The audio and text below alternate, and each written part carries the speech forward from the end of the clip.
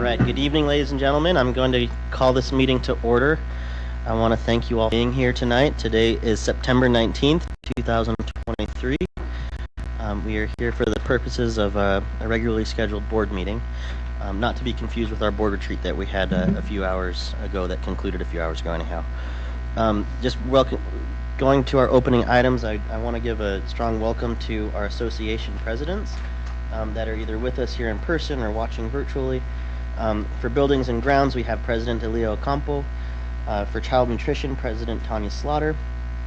For the Salt Lake Education Office Personnel Association, SLCSD, we have President Whitney Favre. Transportation, President Chris Crow. And then the Salt Lake Education Association, SLEA, we have President James Tobler. And we have Vice President Mike Harmon. Thank you for being here this evening. And then for SLASA, the Salt Lake Association of School Administrators, the President is Bree De Leon. And then we have Janelle Rodriguez, who's representing SLASA this evening in person. So thank you for this, everybody. Next, we will move on to the Pledge of Allegiance, and I believe Dr. Sandra Buendia is going to lead us in that tonight. Thank you. I pledge allegiance to the flag of the United States of America and to the republic for which it stands, one nation, under God, indivisible, with liberty and justice for all.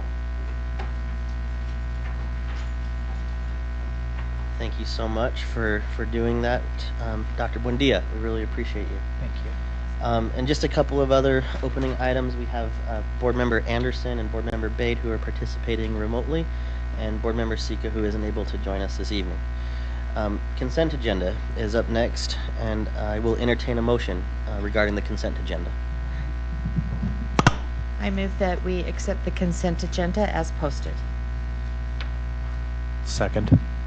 We have a motion and a second on the table. Is there any discussion to any of the items listed on the consent agenda?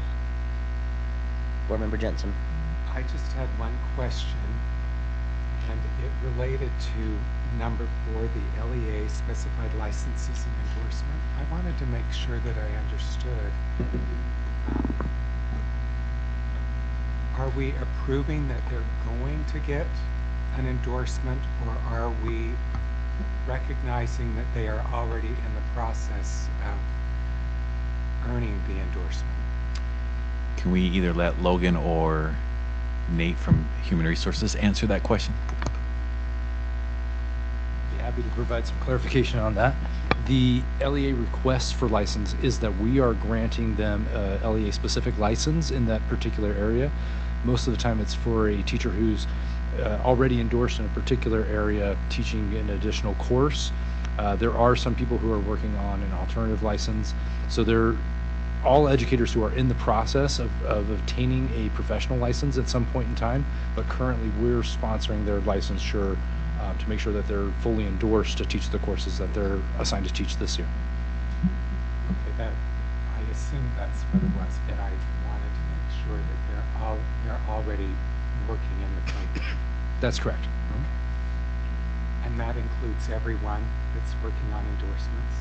It does, yeah. Well, not everybody who's working on an endorsement. So if, like, for example, if I were working on a gifted and talented endorsement to add to my licensure already, that wouldn't be part of it because I'm not currently assigned to teach in that. All right. Okay, thank you. Thank you, Board Member Jensen. You're welcome. Any further discussion relative to any of the other agenda items on consent? All right, seeing none, we'll start with a roll call vote with Vice President Williams. Bryce Williams, yes. Ashley Anderson, yes. Nate Salazar, yes. Mohammed, yes. Ian Jensen, yes. Christy Sweat, yes. Excellent, that motion passes. Thank you, Board, for your attention to that. Moving on to C on the agenda, the report section. We have the first topic, which is our Human Resource Services Staffing Update. Superintendent, you want to introduce this one? Where did you go? Oh, it's the two of you? Oh, No disappointment. Logan, go. It's like he totally left the I think building. he stepped out to go get some water. Okay. Okay. Yes. We can take a Sure, he's quick just minute gonna while we leave get it. set up.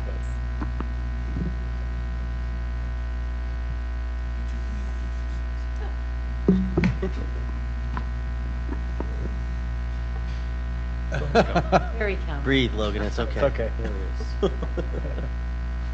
Sorry, I started choking right when we were talking. I needed a drink.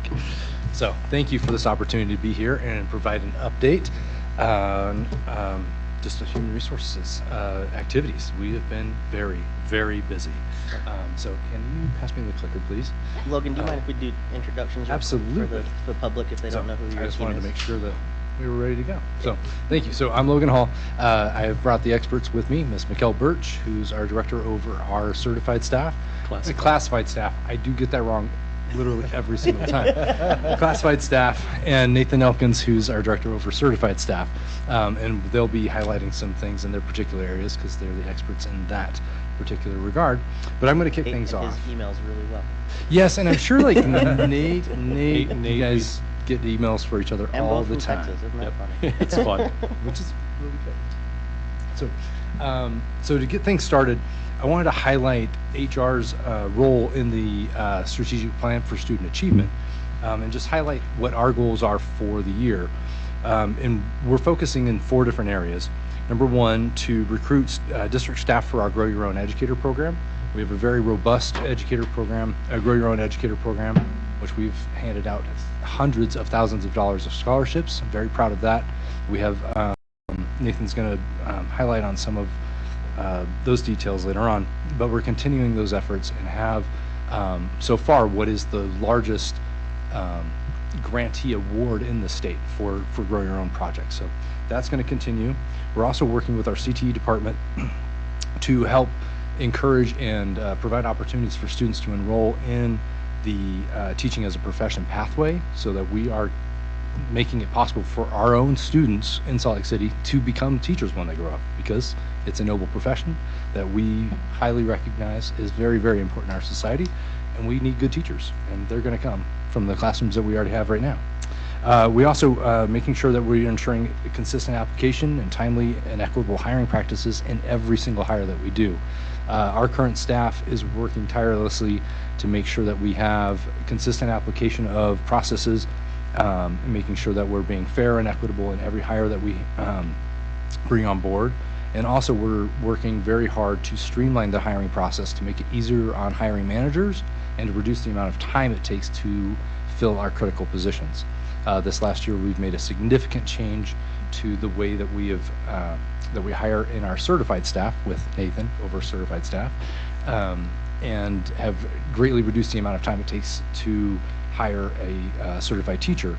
We're working on making those same types of changes, very similar changes in our classified area, and we're going to be looking for making some significant changes and improvements in the year ahead. So I'm quite excited, and I think we're well poised to do some really good stuff.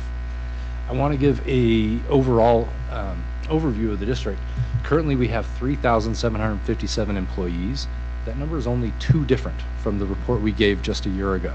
So it's quite astonishing, but in that time, you can see we've still had 963 hiring actions taken by our staff, which is a monumental feat for just the number of staff that we have to be able to make that many changes, process that many applications, and go through things. You can see that we've hired 197 certified educators alone.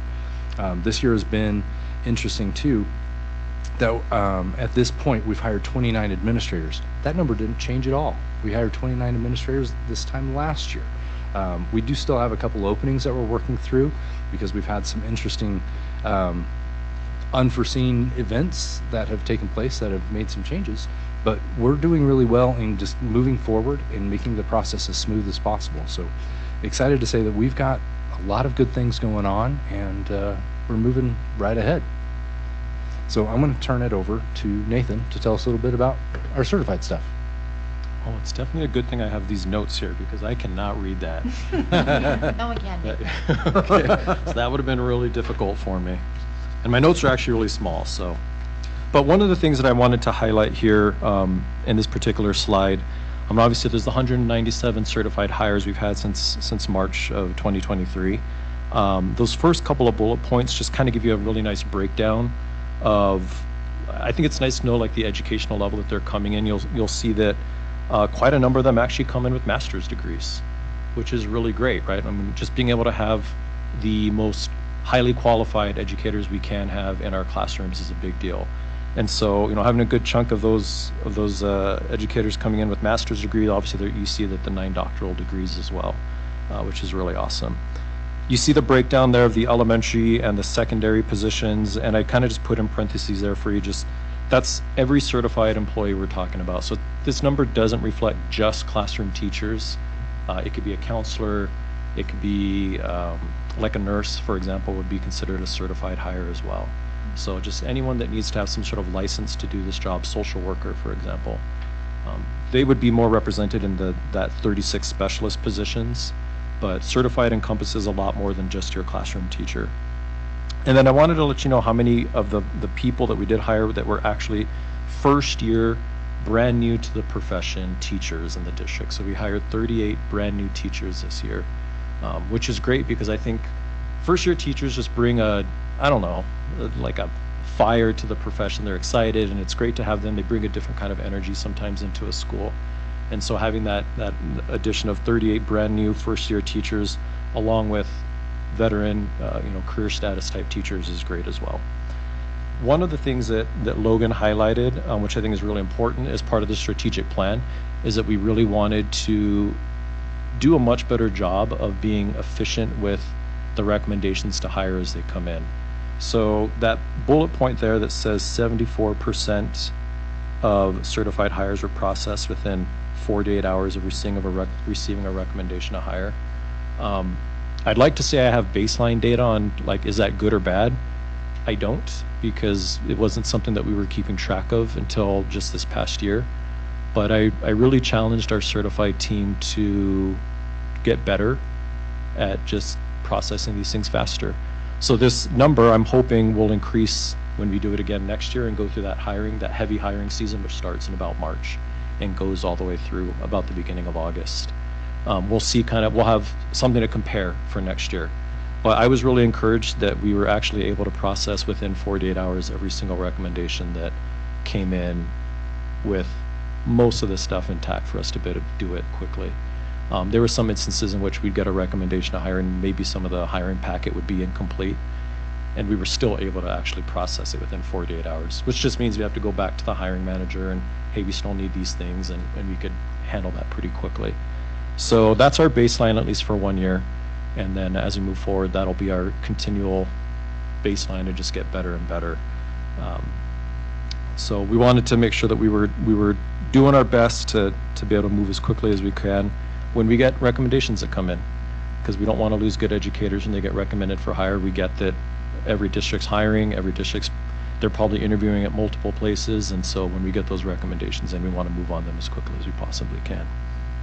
Any questions about anything on this slide that I can answer for you? Christy?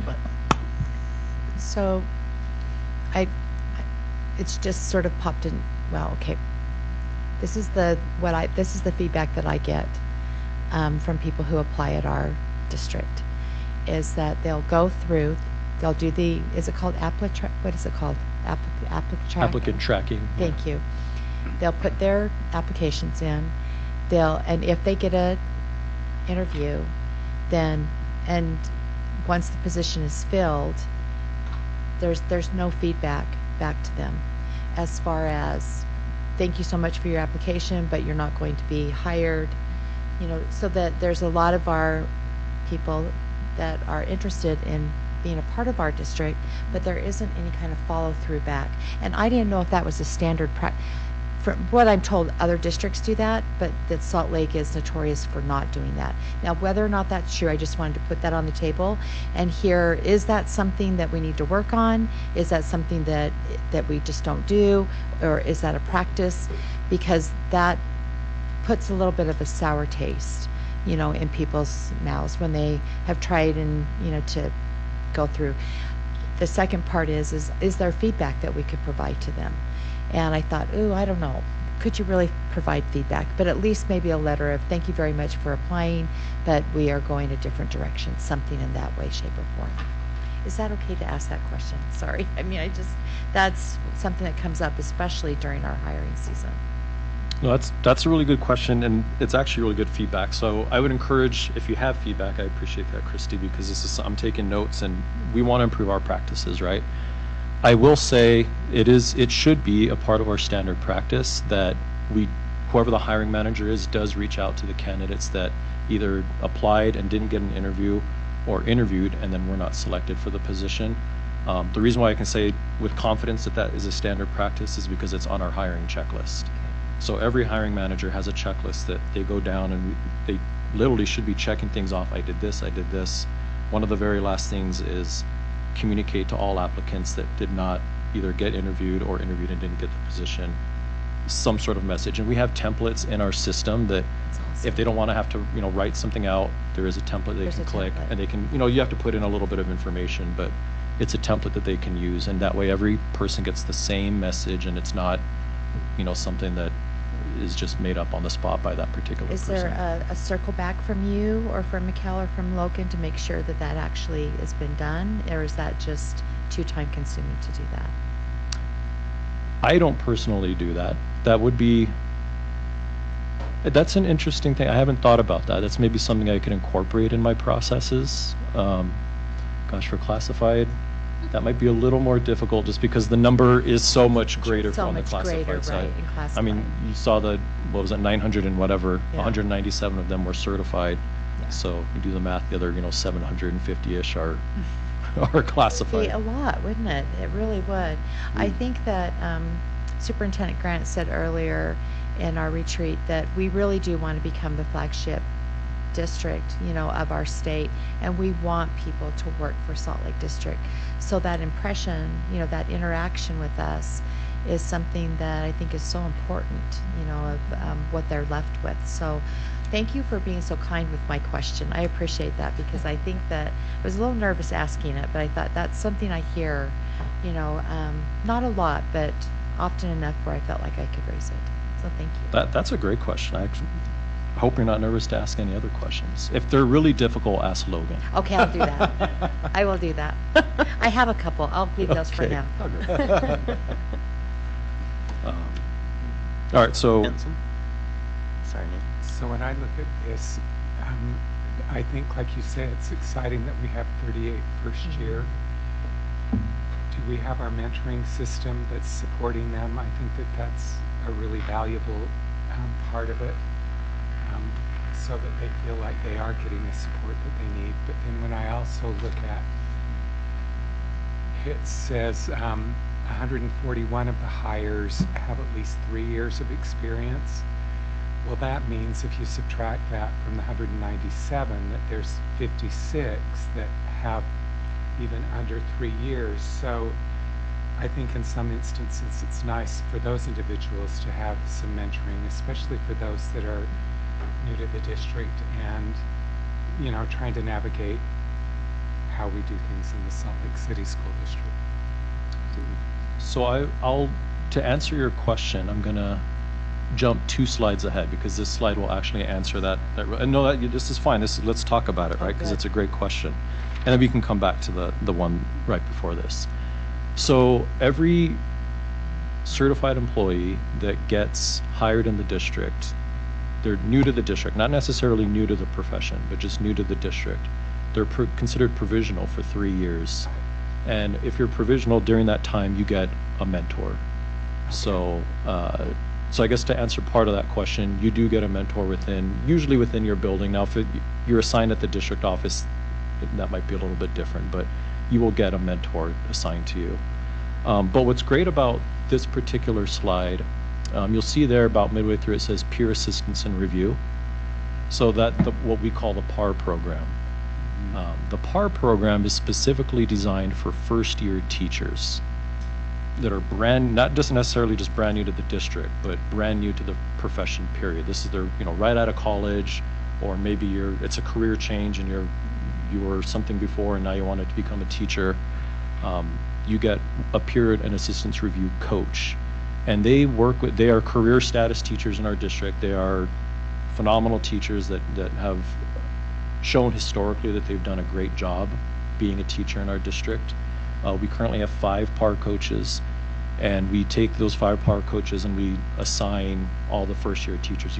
We do our best to make sure that we match up the PAR coach expertise with the person that they're getting. So if it's a PAR coach whose expertise is in elementary, we'll generally assign the first year elementary teachers to them. If it's a secondary teacher, the secondary is a little more difficult because you have science teachers and English teachers, but we do our best to match up their level of expertise.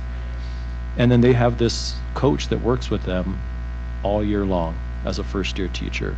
They work side by side with them. The expectation is generally that they are in contact with them once a week. And by contact, I don't even necessarily mean like a phone call or a text message. I mean, they're in their classroom working with them. That might be co-teaching. It might be they actually model a lesson. It might just be observing and then giving feedback. I mean, there's a lot of things that they can do. And it's shown. How long have we had this program now? Since 2013. So we're in year 10. We're in year 10, and it's a great program. It's thriving. Because I supervise this program, I just have to toot its horn a little bit. Not anything that I do. I just want to be clear on that. But I'm also on a committee with USBE. It's the retention committee, and they have actually asked quite a bit, and they want a lot of information about our PAR program because we're the only district in the state that does this type of mentorship for first-year teachers. And they're looking at what is the Salt Lake District doing in this PAR program that builds retention for these first-year teachers, because it really is a model program. And I'd like to say thank you to the board for the ongoing support for this program, because it is unprecedented in the state to offer that level of robust support for our new teachers. Yeah. So it's just not the type of support that you get in any other district other than ours. And as Logan said, a credit to you all for continuing to support this program. And I think it makes a huge difference for our teachers. I mean, the feedback I get, it's just informal feedback, but the feedback I get from teachers, it's wonderful, and they love it. They love having that extra coach right there that comes in once a week and gives them feedback on their teaching, or even takes them somewhere else to go watch, a master teacher, and then they have a conversation, and it's just wonderful. So that's just real quick on the district mentors, but then also the PAR assistance program. Hopefully that kind of answers some of what you were asking. No, I appreciate that. I mean, I'm familiar with that, having been in that situation, but I just wanted to make sure that it was vibrant and, okay, that's great. Keyboard Member Jensen. And, since I'm on this slide, I'll just quickly touch up on some of the other things. Logan mentioned earlier already the Grow Your Own program. We do have quite a number of people in the Grow Your Own program right now. It just really started 2 years ago, so we're in our 3rd year right now. Basically they're in college right now, or they're taking college classes to eventually get their professional license, and at which point they can then be hired into a teaching position. A lot of these people in the program right now are generally like paraprofessionals in our district.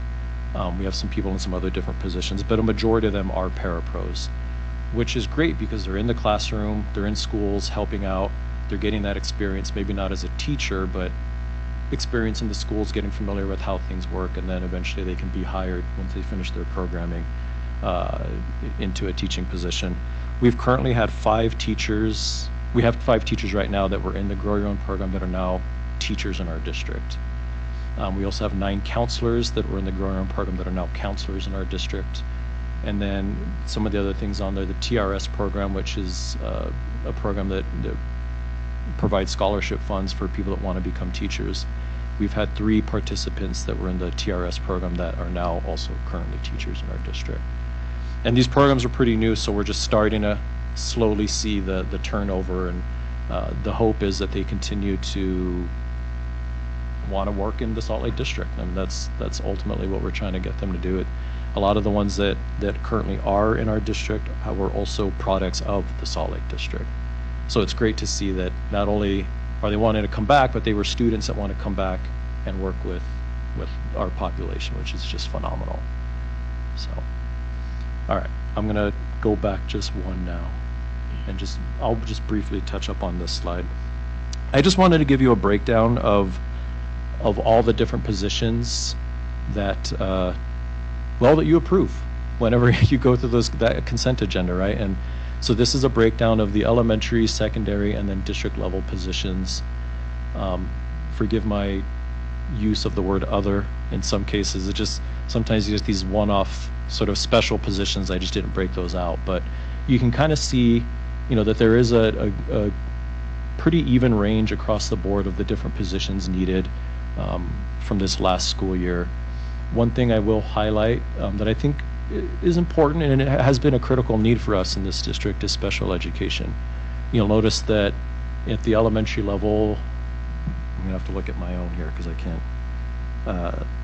We hired 11 in this last year at the secondary level, 11 more secondary special education teachers, and then at the district level, different various special education support, 10 more. That is, as you can see, the highest number across all three levels, minus secondary, where I combined English and English language development. For whatever reason, we just had a really big need for English teachers at the secondary level this year. But overall, you're looking at over 30 positions in special education. And just want to highlight that as we are doing our best to hire special education teachers, which is a critical need, not just in our district, but in this state and across the nation as well.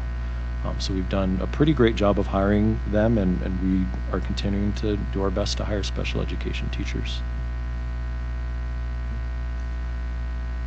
All right, and with that, I'm just going to touch up on substitutes, because that was a great topic last year with substitutes. I am more than pleased with the work that has happened in recruiting substitutes over the last year. You can see here we've hired since August 1st, so within the really last month and a half, we've already hired 164 more substitutes. That brings our current number of substitutes up to 465. So we have a pretty robust pool of substitutes to pull on a daily basis. Now, keep in mind, that doesn't mean that 465 people are just waiting around for a job to be filled, right? I would say, I don't have any hard data on this, but it's approximately about 25% of that is going to be active at any given moment. So, in looking at the fill rates there from this last school year, these fill rates are some of the best that I've seen since I've been in this position. Basically 90% at the high school level is phenomenal. 85% at the elementary level, 80% at the middle school level. And then you can see, we're basically trying to manage about 130 absences every day with this pool of 465 substitutes. So if you take about a quarter of those 465, you can see if we have 130, we're going to be pretty close to that 95%.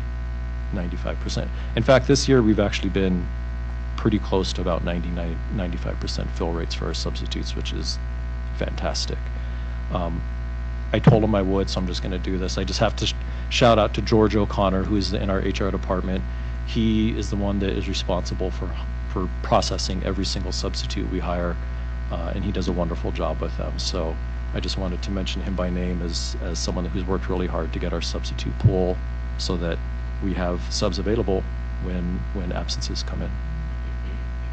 Any questions about substitutes? I know that's been a interesting topic for the last year.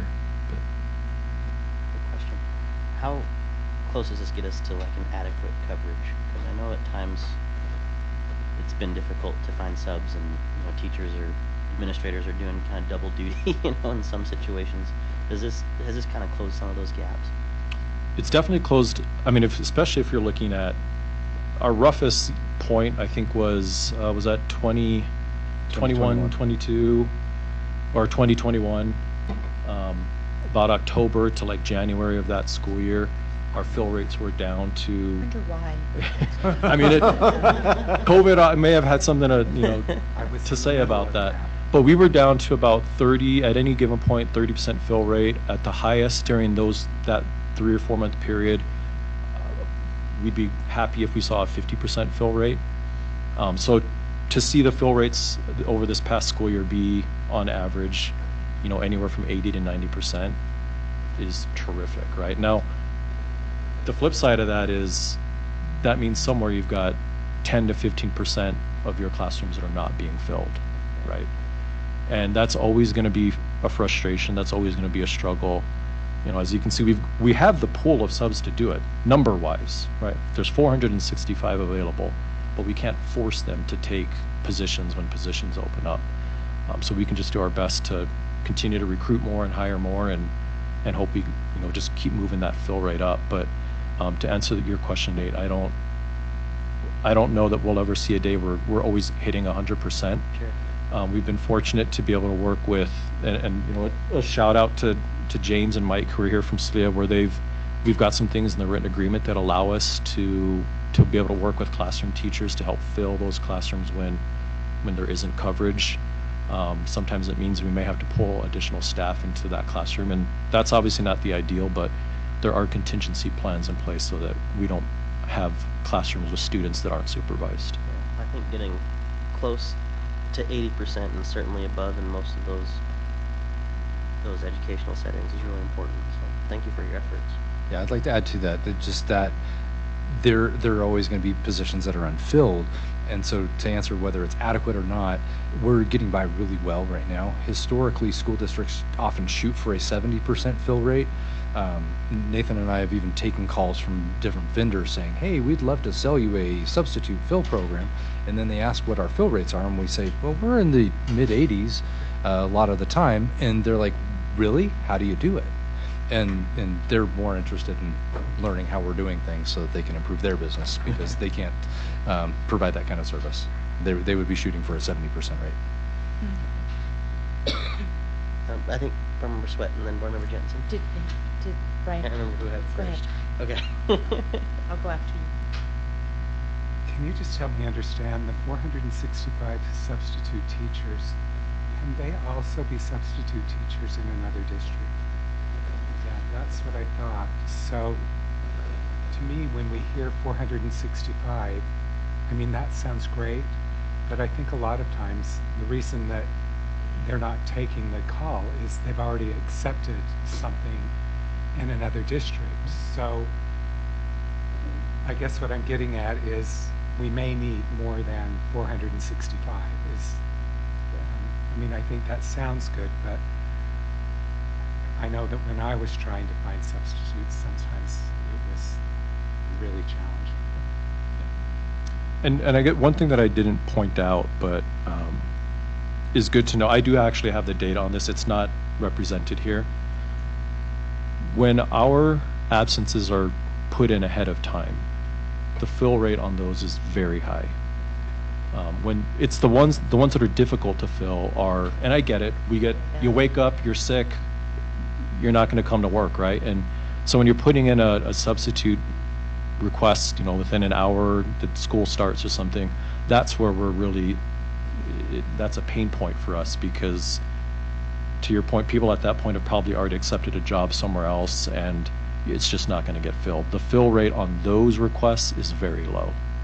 And that's really where a lot of our 10 to 15% unfilled is coming from. But we do have multiple subs, a lot of subs that have their subs in Granite, their subs in Davis district. I mean, the nearby districts, it's common for them to be a sub. They like our district, and this is a credit to you all, because we are the highest paying district for substitutes, which is fantastic, and a credit to you all for being able to approve that salary schedule so that we could do that. Because I've heard from substitutes, they prefer to sub in our district because they do get paid higher here, which is really helpful. It's a good recruiting tool. I appreciate hearing that if you're getting it, in advance, that you're able to fill. Of course, my latest was back in the pandemic, but I mean, just an example, I knew that I had to have surgery, so, I mean, this was, 6 weeks in advance, and I still couldn't find, but it sounds like we've been able to narrow that. So I feel like I need a trumpet, just to sound out. I mean, I think it's so amazing that this is where we're at, because as you well know, I mean, we were down like in the 50%, a number of years ago. And thank you to SLCSD and to their leadership and to all of you of really listening to that cry for help, of trying to get this bolstered up.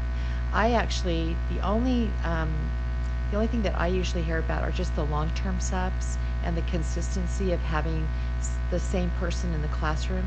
Could you speak a little bit to that, of how that process works, and are we trying to put some consistency, or is that really difficult to do? it is difficult to find a long-term sub. This is just my feeling on this, so I'll just give you my feeling on it. Generally, people that apply to be substitutes like the idea of sort of the gig economy of it. You can, one day I can work, one day I can stay home and do whatever it is that they want to do on their personal time. A lot of people don't become substitutes because they want that long-term job, right?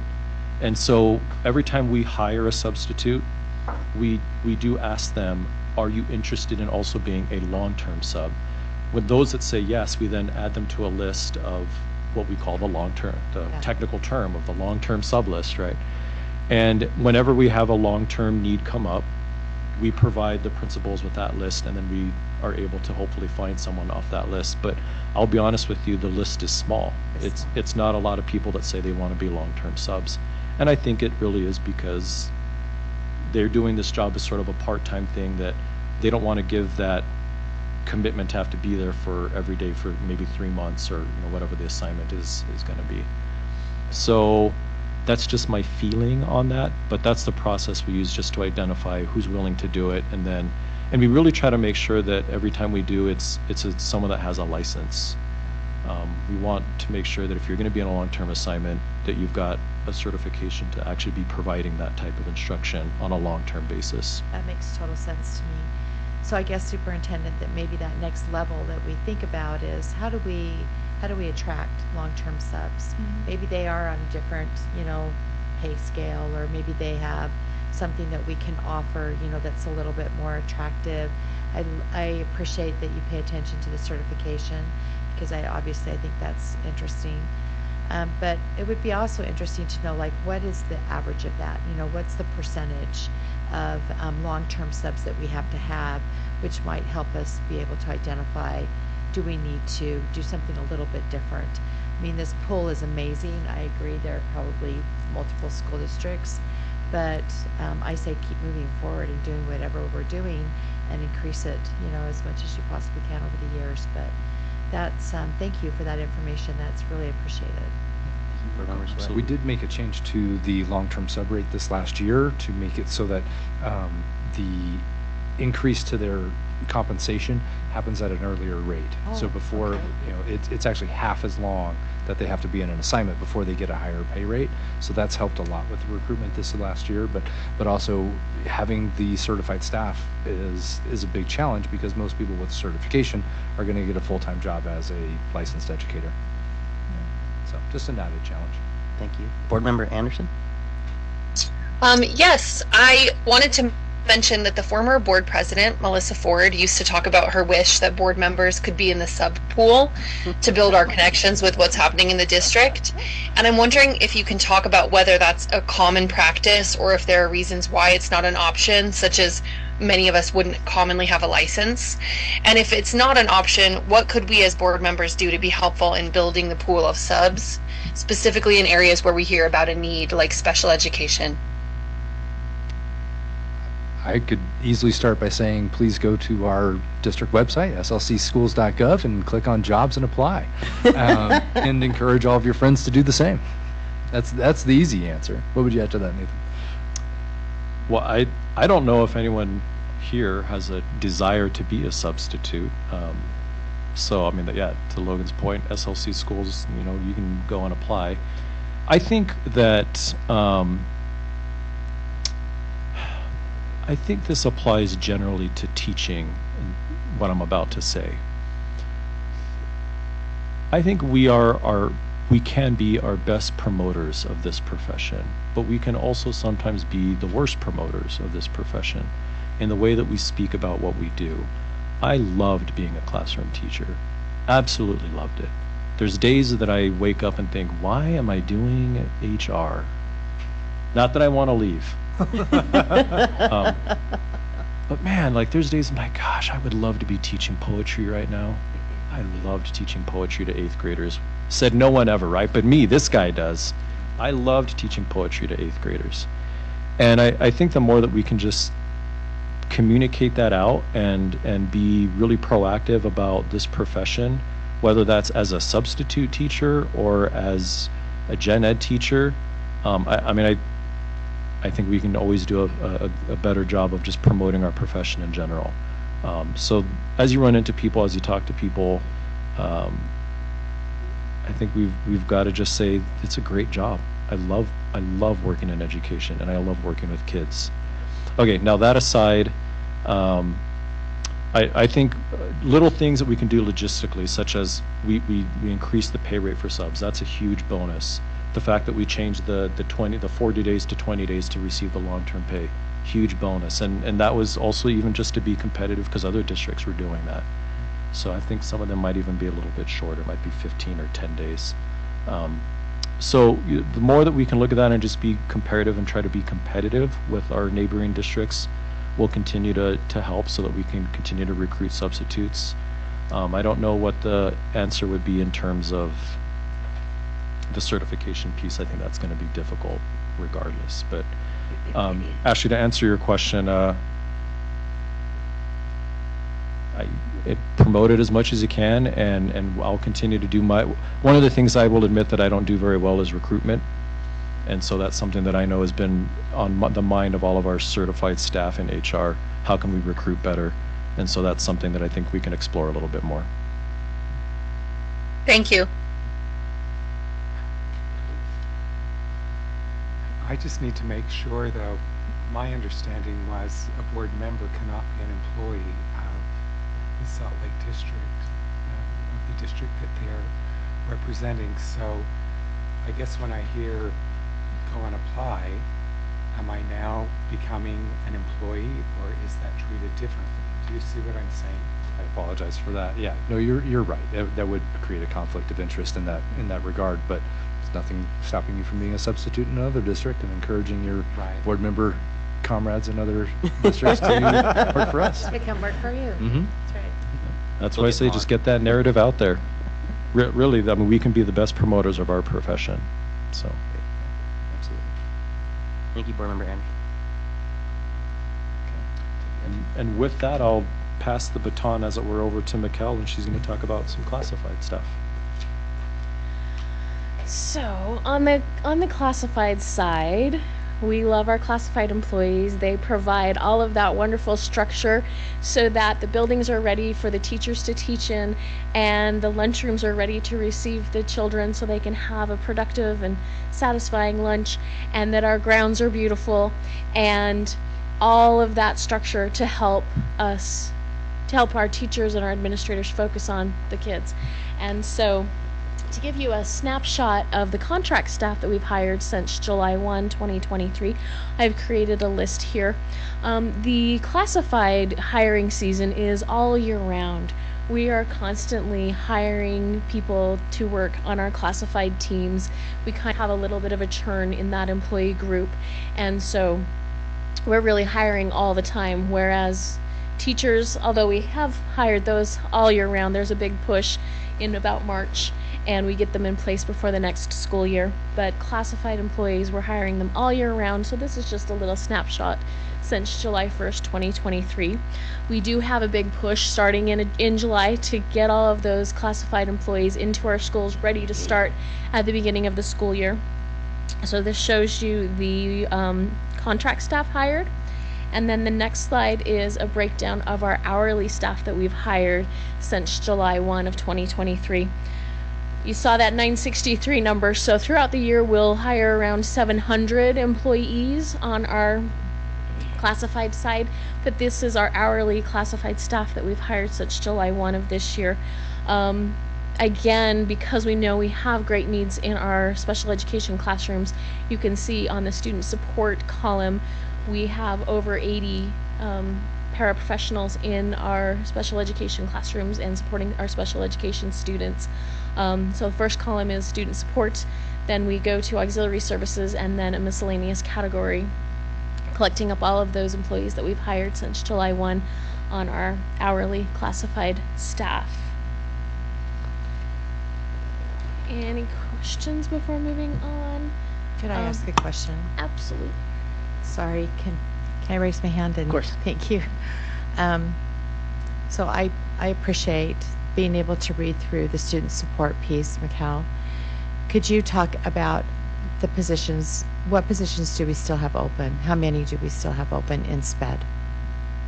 It's a great segue. In SPED specifically, I don't have the numbers, but we do have a lot of our hourly positions. Our hiring managers like to leave those open and kind of continuously recruit. So, and we don't specifically identify how many positions at every school would be open because it's kind of this churn and continuous recruitment. So while I know there are some needs, a lot of the job postings that you're going to see on our website are those continuous recruitment type where the hiring managers want to keep those open in case someone leaves, so they have a pool that's ready for them to go to so that they can hire right into that position quickly. We have 13 classified contract positions open currently, but I did receive requests to hire today for 3 of those, so that number's getting filled quickly. And then the many hourly positions that are open, I don't have an exact number because of that continuous recruitment aspect, but a lot of it is the continuous recruitment piece to fill the churn with our hourly employees that happens. I think that, and I'm not going to speak for all of my colleagues, but that is one of the questions that I'm asked continually, is about the parapros and the support help in our SPED classes. And I think that Mr. Hall knows that, you know, when the HR report comes out, it's always looked at, it's always examined. And I'm not really sure, Superintendent, you know, how we go about really talking about that, because I think it does need to be transparent, just so that we can be those people that are out there saying we do need to have more paras, more help, you know, in our SPED classes for that support, that student support. So it looks like you're on track, that it's probably about the same amount as open positions as you had last year. Is that right? Are you feeling about the same? Yes. Okay. So I went back to this one. If I might add, I think that's a great question, Board Member Sweat, and I would encourage any sort of anybody to work towards special education certification and to serve in our district. This is a statewide problem to try and get our special education staff. I imagine from your national seat, you see it as a national problem as well. And so all of the districts are looking for special educators to come work with our kids. So it would be nice to see perhaps a larger push generally to encourage people into that part of the profession. I agree with So that. I think what would be really interesting is your vision for our Grow Your Own program, you know, our Growing Our Own educators, and as Nathan was talking about, to maybe expand on that a little bit as that program grows and your vision is infused into it, working with HR. That would be, I think, from my understanding, even statewide, that is where a lot of the generation of trying to get more people involved, not only in the profession, but even interested in going and doing, you know, the work to become. So I think that in-house, it would be interesting to see with your vision, you know, what we could do and help support that. And I appreciated that our HR team raised the connection with CTE pathways, the career pathways that I know you're all interested in, and designating special education even among that, within those pathways. Would probably be a valuable action on our part. Thank you. Absolutely. And just to continue adding on to that, there are some critical openings that we still have. I believe we have 3 teacher positions that we're still actively recruiting for, and several paraprofessional openings. But I want to also emphasize that we've been able to strategically utilize the staff that we have to fill critical needs too. So there aren't gaping wounds and or openings that we're really hurting for. We've been able to strategically use the staff that's already in place to be able to cover as we continue to recruit and try to have more positions filled that we do have open, for sure. I'll just add, sorry, Mikhail, I don't mean to interrupt what you're saying here, but I did not mention this, but it's something, since we're talking about it, it's worth noting. The APPLE program, or the Alternative Pathway to Professional Educator Licensure, is a program that we have within our district. Now, there's two types of Apple program. There's the district Apple program, which is for general educators, and then there's the USBE's Apple S program, which is for special educators. So while we don't specifically provide all the supports through candidates that go through Apple S, if we were to include all of our Apple S educators in the district, along with our regular Gen Ed Apple teachers, about a third of them would be special ed. So I bring that up just so that you know, we are actually getting quite an influx of Apple S, or in other words, associate educator license teachers that are on an alternate pathway to become professionally licensed special ed teachers.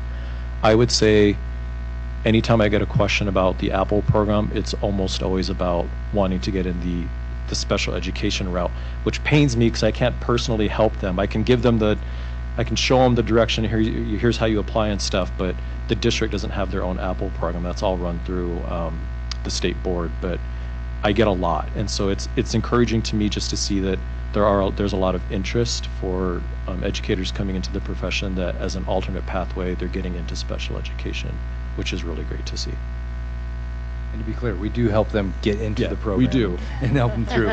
In addition to that, once they are in the program, we do sign assurances that we provide the mentorship and make sure that they're on track to receiving their licensure.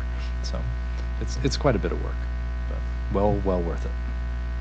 Okay, I'm going to wrap up I've been asked several questions about our hiring process for school-based administrators, so I just wanted to provide some clarification on that process. These are the steps that we take in any opening that we have. We post a position as we do on our website. We advertise externally, depending on the type of position, whether it's on advertisements and on different media sites and things like that.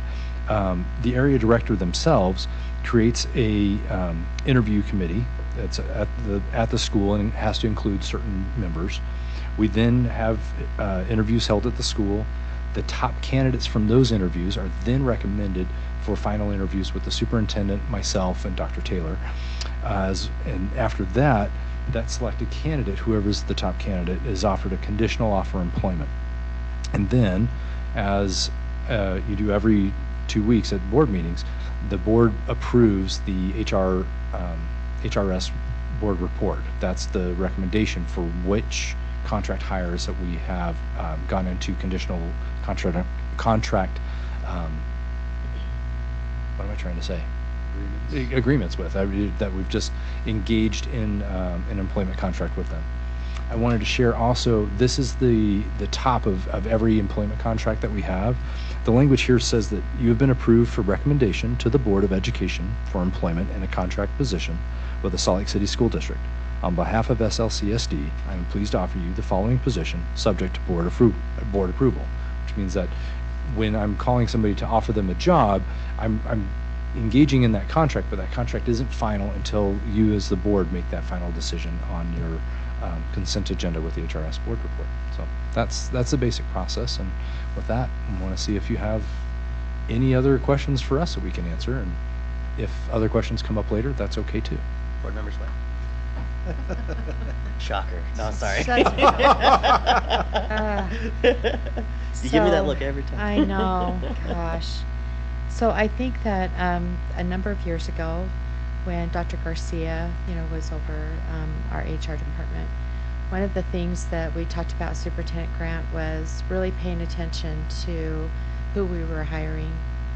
And I think that in some way, I think that also needs to be really transparent. I would like to see us really look at when we're hiring people of color, so that we are making sure that we have teachers and administrators that look like our kids. I think it's so important to do that. And I also think that we need to look for people that are bilingual.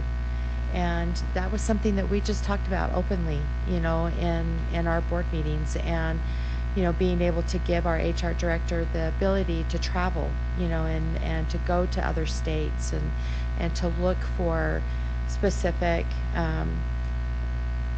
indicators, is that the appropriate way to say, because it was important to us as a board at that time. And I think that we've sort of moved away from that conversation, and I would like to see us kind of move back to that a little bit, especially where I don't know if it's a criticism I hear a lot, but I hear it often enough. And I thought, well, that was a good practice, for us to be able to talk about that at the beginning of the school year. And that was actually a part of, that list of things, that you had listed out. Well, we hired this many, this, for whatever, category it was. But I think to pay attention to having our administrators that are administrators and teachers of color and that are bilingual, that's important, for us to pay attention to in our district. So I would just say that hopefully that's something that's, still a continued practice, but I didn't hear you talk about it tonight. And so I just wanted to ask that question. I wanted to say, yes, that's something I would fully support. And is that a practice that's still a part of what's happening in the HR department? Or do you need more support from this board to say, go forth and please continue to do that work? I really appreciate that feedback. I want to say that first and foremost, we engage in a fair and equitable hiring practice to hire the most qualified candidates. I think a large part of the work that we do to make sure that our employees represent the students that we serve is our Grow Your Own Educator program. Getting people that are currently sitting in our classrooms to one day become the teachers and administrators is the best way that we can do that. Definitely forefront of our mind, and making sure that we have diverse candidate pools is very important.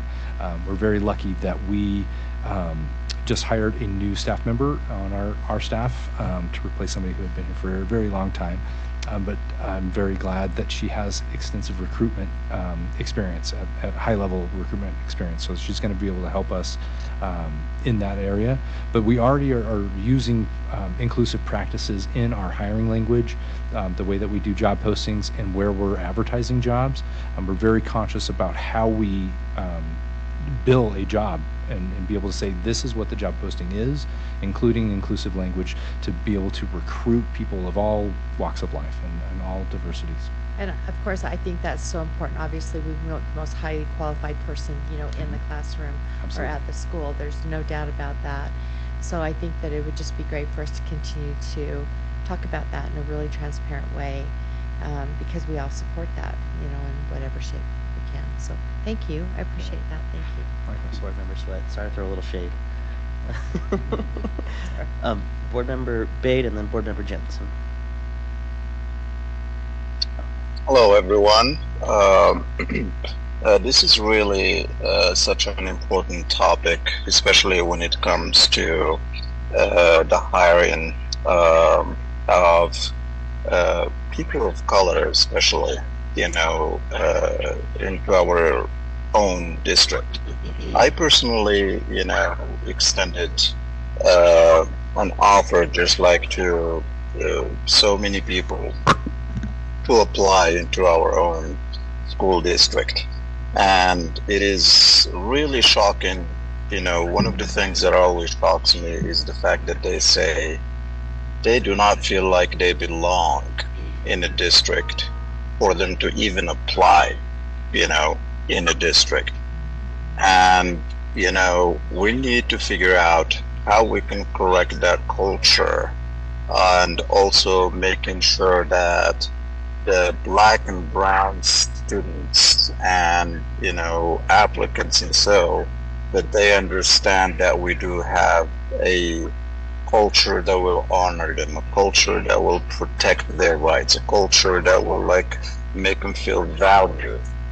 But that's one of the issues, and I get shocked, when I hear that, and I try to, talk to them about the great things, the district is doing and so, but there is that feeling part that it doesn't matter what the district programs we have or so, but if they do not feel home and they do not feel they belong, then, that's where we have our challenge. And I'm actually, anxiously waiting for the work,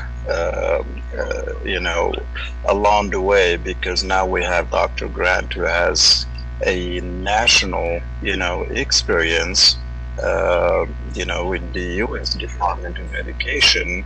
And not only that, we also have experience of like going to Howard University, for example, and like during the interview, she did mention to us how like there are some amazing talents out there, but we just need to figure out a way to get to them and help them understand and help them feel that this is a home, that there is a lot of things out here outside of what you hear about the district. And do I have a magical answer to that? Absolutely not. But personally, the solution is, this is my suggestion, is this is also a challenge here, to our district, is Dr. Grant, if you could meet with all the black staff in our district and ask them, sincere questions about like, how do they feel, in this district? Do they feel they belong? And also ask them about what can we do to be able to bring more people of color into this district who are qualified, of course, and feel home. Because guess what? They are the ones who will know. I mean, we could sit down around the table and talk and brainstorm, but a person of color would know what a person of color is going to need. A woman is going to know what woman is going to need. So that's my suggestion and challenge to our district. And good luck, Dr. Grant. Thank you, Board Member Bade. Thank you. Thank you. Thank you, Mohammed. Board Member Bade. Board Member Jensen, and then Board Member Anderson. I appreciated that previous slide that you had on the selection process for school administrators. I have been asked by community members, and when I say that, individuals that may be on a school's SCC or teachers that are at a particular school. I mean, they're anxious about who's going to be the administrator of their school. They are invested. So I think it would be really helpful, and maybe there is a place on our website where you could explain point for point how you do that process for a school administrator, so that they can see, okay, this is the process and this is how we accomplish finding a school administrator. And it seems like they're anxious to have a voice somewhere in that hiring committee, whether it's teachers or parents from that community. Thank you, Board Member Jones.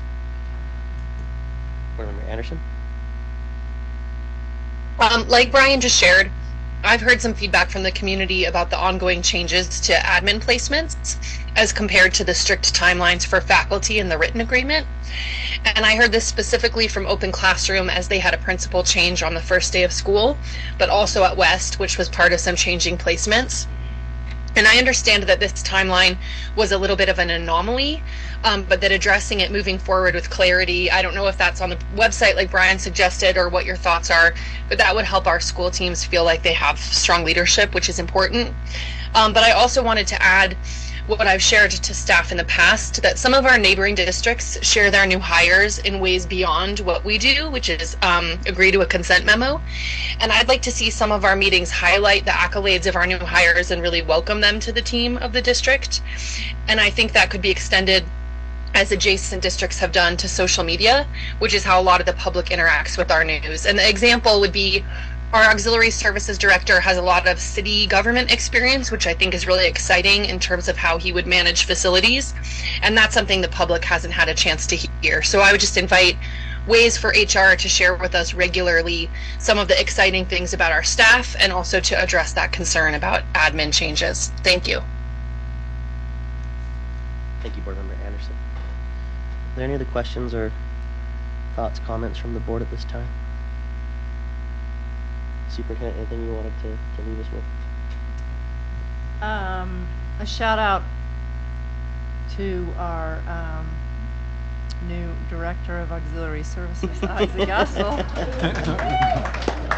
does bring tremendous experience and depth to our conversations because of his extensive work across school districts, universities, and cities around. So that's wonderful.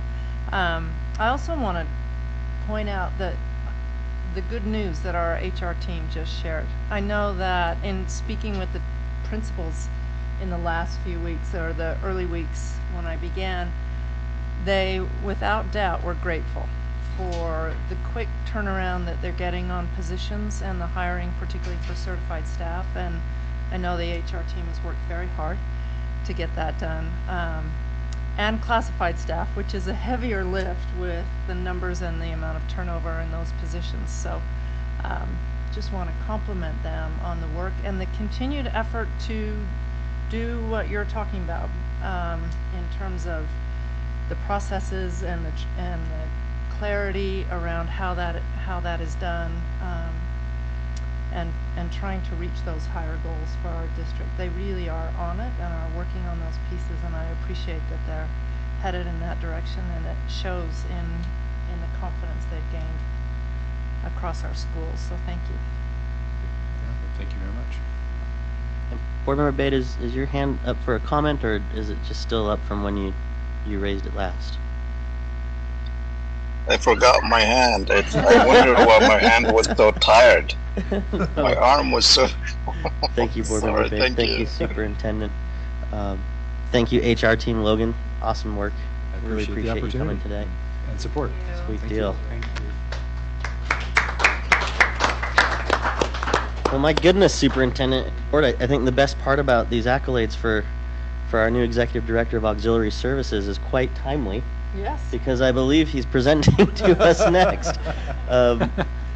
But aside from that, Alan, is there anything that you wanted to introduce relative to the next topic of the repurposing of Roslyn Heights property? No, I think Isaac's going to cover everything we need to talk about. Great. Hope so, right? Do you want to take a few minutes to introduce yourself now? This is your first presentation to us. Sure. Isaac Castle, excited to be here. I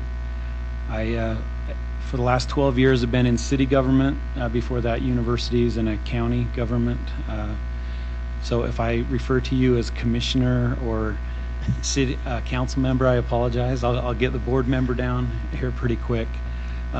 Really excited to be here.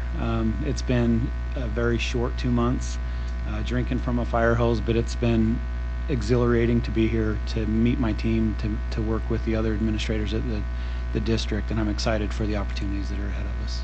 Excellent. Thank you, and welcome to Salt Lake, and Thank you. to your first public presentation. Thank you. If I can apologize up front, I didn't have a chance to edit this, so first go around to put it together this morning, make sure everything's ready for you guys. But really want to talk to you about Roslyn Heights. I apologize. One other thing I want to mention is when I left West Jordan, I informed the administration there that I was leaving, and I was working on 3 major projects for the city at the time. And each one of those had one of the larger mid to large contractors over each one of those projects doing the work for us. And I announced to them that I was leaving, and 2 of the 3 companies went out of their way to explain that how lucky I was to get to work to work with Todd Laga in our department. He's been with the district forever. His family has long ties with the city. But I want to give a shout out to him because the work that I'm showing you had nothing to do with me. I put it on a PowerPoint, but he's been doing this for a very long time, and he's very organized, and he's known professionally for the abilities he has. And I just want to point that out as you see these next slides. So this first one is just a simple Gantt chart to show you what the project has been up to this point for Roslyn Heights. There was a kickoff meeting, and then met on site, and then a month later the project was awarded to the contractors to do this work. Spa, in the meantime, their lease was up at the end of June, and then we gave them the next 2 months to get all of their stuff and move it to their new location. In the meantime, Todd and his team worked to get fencing up on both the alleyways that come in from the side and north back area of the property, as well as install a construction fence out with a gate out front to make sure no one else could get on the property. From there, our facility staff were there for a few weeks, prepping the building for the first set of contractors to come in. That is a mitigation crew that is mitigating asbestos throughout the building.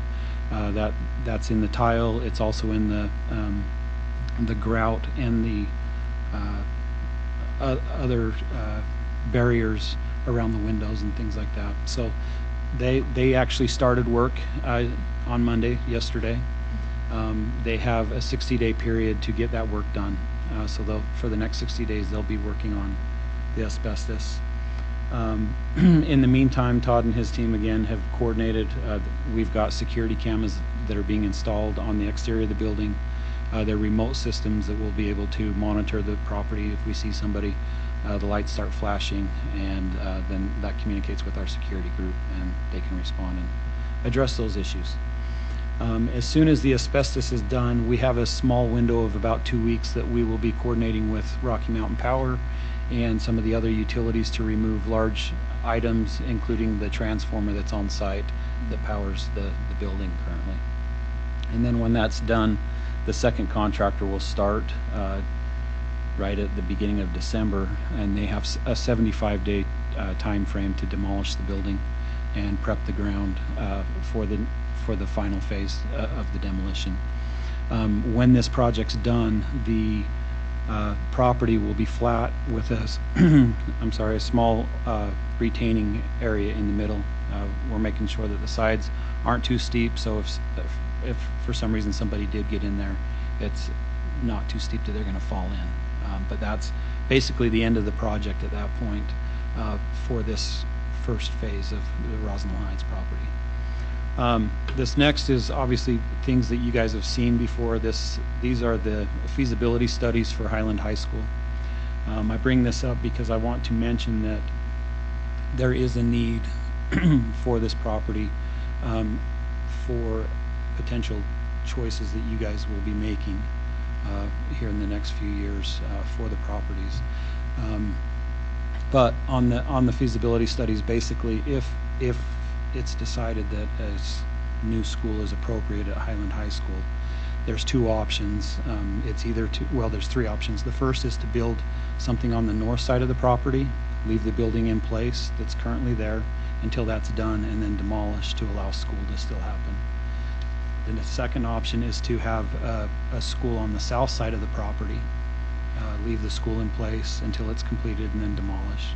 And the third would be to demolish the school, put the kids somewhere else, and build in the same place, which isn't very likely. So I share that just so you can understand what the need potentially could be for this property with Roslyn Heights. I hope you don't take offense that I say staff recommended option. I have met with the Sugar House Community Council and some other people in the area, and resounding message that I'm hearing is we're really concerned of what you're going to do with the property. Please don't put baseball fields on the property. Now, obviously, it's our property, and it's whatever the need for the district comes first. But this option that I say is a staff recommended option. This option would allow for the baseball, softball, and football fields to remain in place during construction.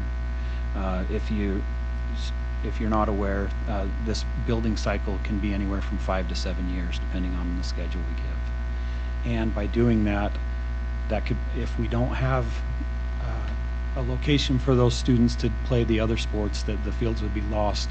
If you notice on the picture on the right, that means that the soccer field, the lacrosse field, and the tennis courts would be impacted and would not be able to be used during that construction project. So with that, our recommendation is that the property, the picture on the right is the current site, the one on the left is one potential option. We did some preliminary plans to either do one soccer and lacrosse field on the property, or I'm sorry, to do two fields that are smaller or one full size. This option that we're presenting to you just for your consideration is one in the middle, because this would allow for lighting on the field for the fall sports, that when it's dark they'd still have light for a few hours. The challenge we have is we've added additional sports to the schools, lacrosse, and that didn't provide us any additional fields. So we have a stacking effect for all the sports, both male and female sports, and different sports on the same field. So the recommendation would be that if you did one field, you could do the full-size field. If you're not aware, a soccer field and a lacrosse field, there's a range of sizes. No smaller than 55 yards wide. No smaller than 55 yards wide, no larger than 80 yards wide, and then 100 or 120 yards in length. So this would be a full size, the largest you can go, which would encompass all the sports.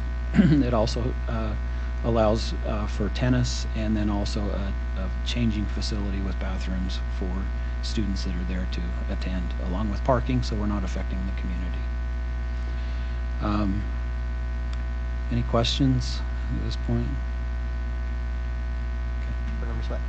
So, Isaac, thank you so much. I mean, you don't know this, but this is my neighborhood. Okay. So I hear the same, hear a lot about this property. Board Member Sweat.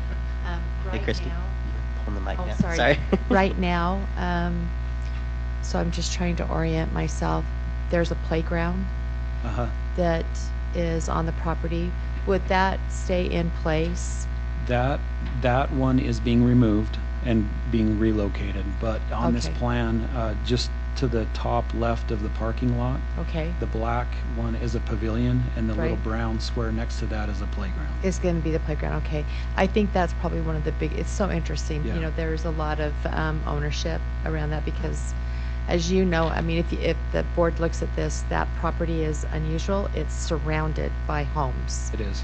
And there's what we call catwalks, you know, that come in The from alleyways. two different places, and then you only have actually one entrance that comes in. This is a really thoughtful plan. I am sure that anybody that's online right now looking at this is probably like, they might even be crying. They'd be so happy just to know that, you know, that we're talking about this and that the board will be considering this, because it has been a worry, you know, about it. So this, I wanted to ask about the playground though, because I wasn't sure, you know, where that was going to be. So thank you for showing that. Okay, so this is the concept. Again, Todd Plaga has been working on this for quite a while, put a lot of thought into it. If I forgot to mention, the field in the middle would allow the lighting, so there's no bleed out onto the other properties around there. Obviously, there would still be timers and things that would allow that no lighting after hours or after 10 p.m. and things like that. This is the breakdown of, and these are current pricing for what we're seeing for this project. So this budget would include 6 tennis courts, artificial field for the soccer, lacrosse, sports building, as well as parking for 105 vehicles, contingency architectural fund, and the biggest challenge that we're having is this property actually has several storm drains that come through the middle of it. So that's a big cost that we're going to have to address to correct that and make sure we're not impacting the surrounding community with drain off. For a total of $6.4 million. And this is based on pricing that we have right now for 2024. I would mention that this is, if you looked at doing this like in 2025, you could easily add 8% to this to even get to the breaking point to complete the project. Questions, comments? Board Member Anderson. Are you surprised I've managed to make this many comments via Zoom? I gotta live President. up to my usual, but this presentation really responds to a lot of the questions I'm hearing about the impact to property and land use with our boundary study. And I especially appreciated hearing Isaac say whatever the needs are for the district as kind of a guiding principle of how auxiliary services is looking at property. I believe this was mentioned as a short-term use, and I'm curious if this is because we need a bond to rebuild, and if there's some known long-term use for the property, and if that outcome is open-ended, what could the community look to be part of? How could the community look to be part of any long-term process for land use in the future? Alan's pointing to me saying, I've got this one. We've used the term short term because there's no building on there. So if the needs changed 10, 15, 20 years down the road, we're not committed to one thing because the fields could then be replaced with something else. But as currently there is no alternative, future need for that, but it gives us flexibility into the future. Perfect, thank you. Any other comments or questions from the board? What happened? What's our next steps? My question. I know, that's what I was going to ask. What's the next steps? So this is a report. So what we'll want, and I hate to leave property vacant with just nothing because bad things start to happen. So what we'd like to do is bring this back as a discussion item in the very near future. I'll take those estimates on the price, and I mean some of it we're committed to is like the building has to come down. So figure out where the resources will be to pay for it, bring that back to the board as a discussion item, and then move on with board approval. Board Member Bate? Yeah, so the new director, welcome aboard. Thank you. So I may just have this is not about Highland, this is more about the East soccer field. Do you have any updates you could share with the board here and public? Board Member Bate, I appreciate the question, but that topic isn't germane to the discussion or what's listed on the agenda. I hate to disrupt that, but we can follow up with Mohammed or with Board Member Baid independently. Okay. Okay, I'm sorry to do that. All right, sounds good. No, absolutely. But thank you for letting me know. Appreciate it. You're welcome. I did fail to mention that, as Alan mentioned, there are issues with vacant property. The moment that SPA did not have people operating out of the building, we had 2 break-ins in the time that we were removing stuff and they were trying to move stuff out. That's the purpose of us bringing in cameras and a security system to deal with that. But there continues to be people noticing that the property's empty, and we want to do everything we can to help the community feel at ease and know that we've got a plan for the property, but not necessarily a permanent infrastructure plan. And also within the next few weeks, now that this concept has been presented to the board, we'd like to spend some time gathering some feedback from the community around there, just to see what they think, and then hopefully quickly bring this back to the board. Will you include me in those conversations? That would be really great. Thank you so much. Isaac, thank you. Well Thank done. you. Appreciate it. Thank you. Appreciate it. Isaac, you did good. Yeah. Nailed it.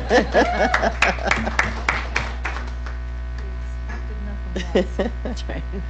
Excellent. That concludes our reports section of our agenda. And now moving on to our study topic for this evening, a letters update. Superintendent, I know this is something that's very near and dear to you and something that we discussed earlier in our retreat, and I think the board's really anxious to hear what folks on your team have to say about letters updates, and if you want to introduce that any further, please do. Just that we are following on and staying the course around the implementation of our work around reading and literacy growth. We've got a terrific team here to give an update on that, and this is a board priority, It is a superintendent priority. It is a district priority. It is a school priority. It is definitely a state priority. It is actually a national priority at these times. And so seeing the great work that our team is doing and that emphasis on implementation after a lot of the training in the last year, that they'll speak to that as our work in the coming years. So I appreciate Dr. Hall and Dr. Malouf being here to explain that. Thank you. It is great to be here and to talk about this. The superintendent has spoken many, many times about making the Salt Lake District the best district in the state of Utah, that we really are going to achieve greatness. So Dr. Malouf and I, who I believe everybody knows, are here to talk about the science of reading and how that is our pathway to greatness for our K-3 readers. We have several specific pathways to greatness outlined in the Strategic Plan for Student Achievement, and that will be the focus of our work for the next 5 years. Tonight, we are going to only address our K-3 work and review our plan to support what we hope will be another district hashtag, Salt Lake Makes Readers. So, I am going to go through very quickly, because I know you reviewed some of this data already today, some of our reading data, just to set some context, and then Dr. Malouf is going to talk about the plans we have moving forward to support educators in implementing this work with their students and helping develop that student achievement. So first, we're going to take a quick look at some big picture K-3 reading data from Acadians. And just to remind you, our state goal is by June 2024, at the end of this year, we'll have 63% of our K-3 readers reading on grade level. This is a proficiency goal. And by 2027, 70% is the state goal for students reading at grade level in these grades. In our 5-year strategic plan for student achievement, we have set a stretch goal of 80% for this. So, so that is a live Power BI table that is not showing, but where we ended the year district-wide in looking at our Acadians data is about 65% of our students were meeting that, that flustered me, were above or at level in our Acadians testing. And in this, you can see that by the blue and the green.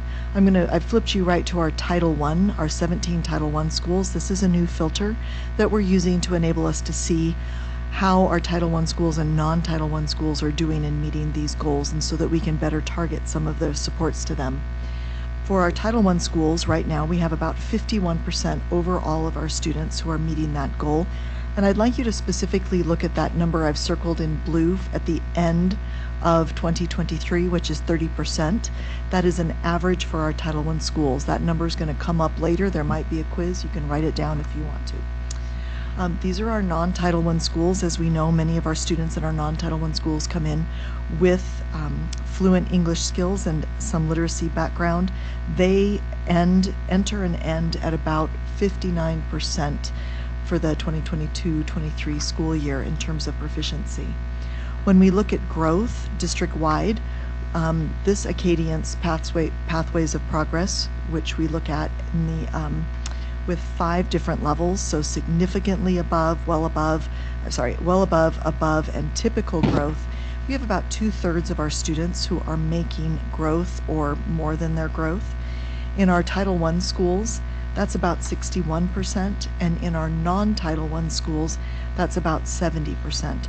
So we really are moving the needle on reading instruction, but it's not enough. So we're ready to talk to you about our plan to do more. Dr. Malouf, who is our Director of Literacy, is going to take it from here. Thank you. Okay, so looking at what has changed over the last few years, the big change, and you'll hear me say this throughout, is the science of reading focus, and I'll talk more about what that means. But the big things that we are doing under that is the letters training, our new curriculum of Wonders 2023 for our core curriculum, and the supplement of 95% group for phonics.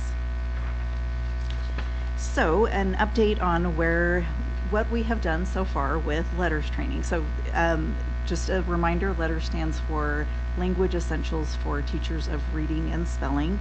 It is a 2-year training program with 4 trainings per year, online modules and reading in between, as well as teachers working with students as far as interventions, and that's called Bridge to Practice. So we have 464 educators, current employed educators in the Salt Lake City School District who have completed the letters program, which is a celebration. And at my last state literacy directors meeting, I believe that we are doing very well compared to other districts. So, and I think a big part of that was our at-home learning days. So thank you to the board for that, because we were able to train our educators on those days. Of those 464, 448 completed with a certificate of mastery. And what that means is that their average score for each module and for their final assessment was 80% or above. So that's also a celebration. We currently have 62 educators who are starting their year 2. So they're halfway through the program, and we have 35 who are about to start. So the letters follows a logic model, and I'm not going to go through this whole thing, but I just want to highlight the part that talks about the implementation team, because the word team is really important in this, and that it is not just myself and my content area specialists, but we work closely with administrators, with educators, with paraprofessionals, to really look at the school and what we can do and how it can work. And I think that's the critical component here. You do have it in front of you if you want to dig deep into that logic model for another time, and I'm happy to talk with you at any point about it.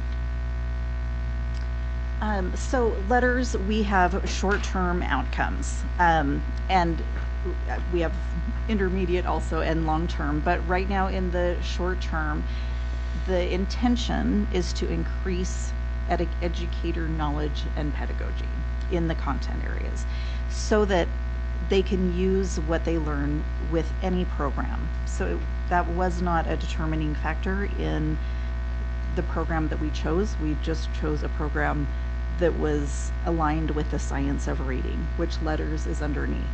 So in the short term, educators will understand language, reading, and writing and how those all relate to each other, because they are interwoven and cannot stand alone.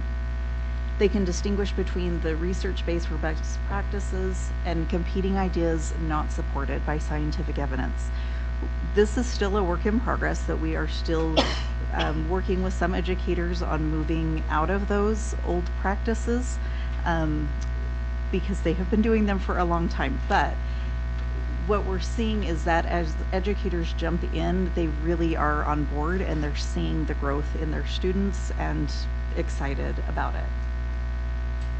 They're equipped to make instructional decisions and program choices with reference to that scientific evidence, and that came through very clearly during our adoption process. And they're able to validate and affirm diverse experiences through an inclusive understanding of language development. And that is woven throughout all of the units.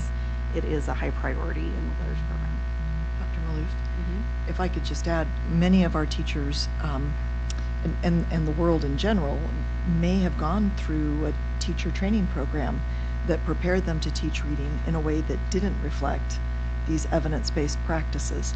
So, and this is through no fault of their own. It's as we get better at what we do, we have opportunities to improve. And so I just wanted to make sure that we all knew that there was a lot of training out there, and as I went through the training, there were things that I used to do that I went, whoop, shouldn't have done that. So yeah, that was a frequent theme in conversations with my team and with educators of, oh wow, I would like to go back to the students that I taught and apologize. No apology, that'd be great. So, if they could read it, I hope they could. Mine might not have been able to.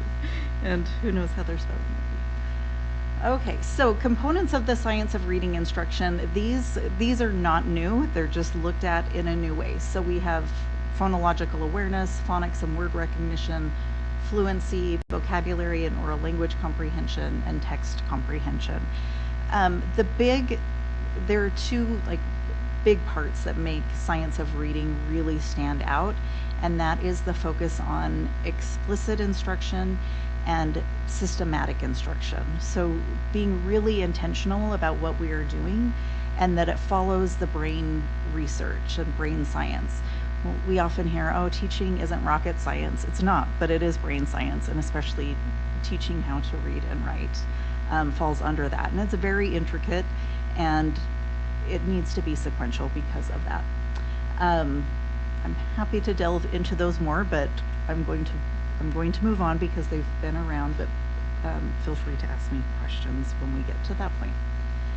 So if you were to walk into a classroom, what would you expect to see in a science of reading focused classroom? And these are the things. I mentioned that systematic instruction and just really explicit scheduled time with phonics curriculum. So as I mentioned before, we also adopted the 95% group curriculum for K3, which is a phonics supplement. And so we are training teachers on that. I want to give a shout out to my coaches and to our teachers of how many programs they are learning this year with our new adoption. So in elementary, K3 teachers are learning 2 programs, Wonders and 95% group. 4th, 5th, and 6th are learning 1. 4th and 5th are doing Wonders. 6th grade is doing Study Sync, which means my coaches are learning 3 programs and working very hard to stay one step ahead of teachers so that they can support them effectively. And I am a proud mother of my team because I think they're doing an excellent job, and excited about what we're seeing with teachers.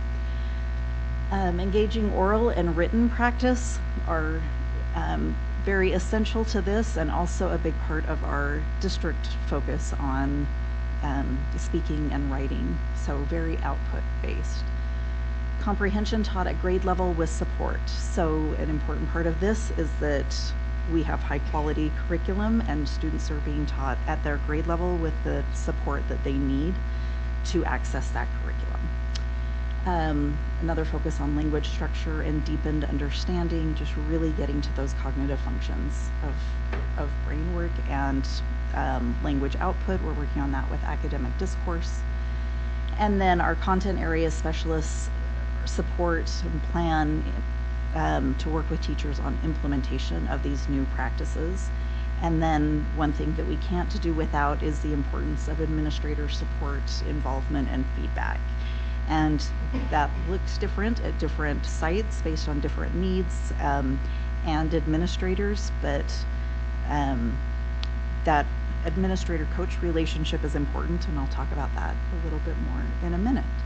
Well, actually, I'm going to talk about it now. I'm going to highlight 3 of our Title I elementary schools. Dr. Hall shared overall data, Title I and non-Title I. So we are highlighting 3 of them. This is Newman Elementary.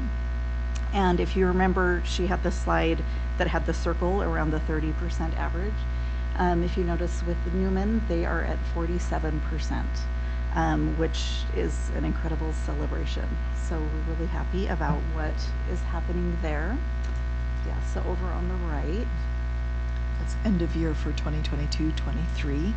Students are above grade level, and I just picked that one, so we only had to pick one or look at one number across these slides. So, and this is the Acadians test, which is a benchmark screener they take in fall, winter, and spring.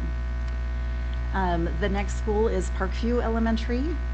They are at 51% in the blue, and the green is also good.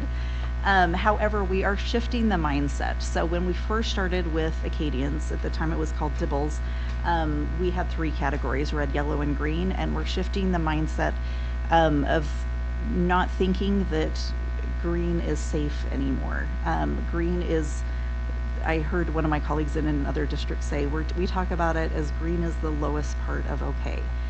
We are finding that nationwide, that for students to really be solid, they need to be in that blue. So green looking good, but we want to really keep our eye on those students and make sure they maintain.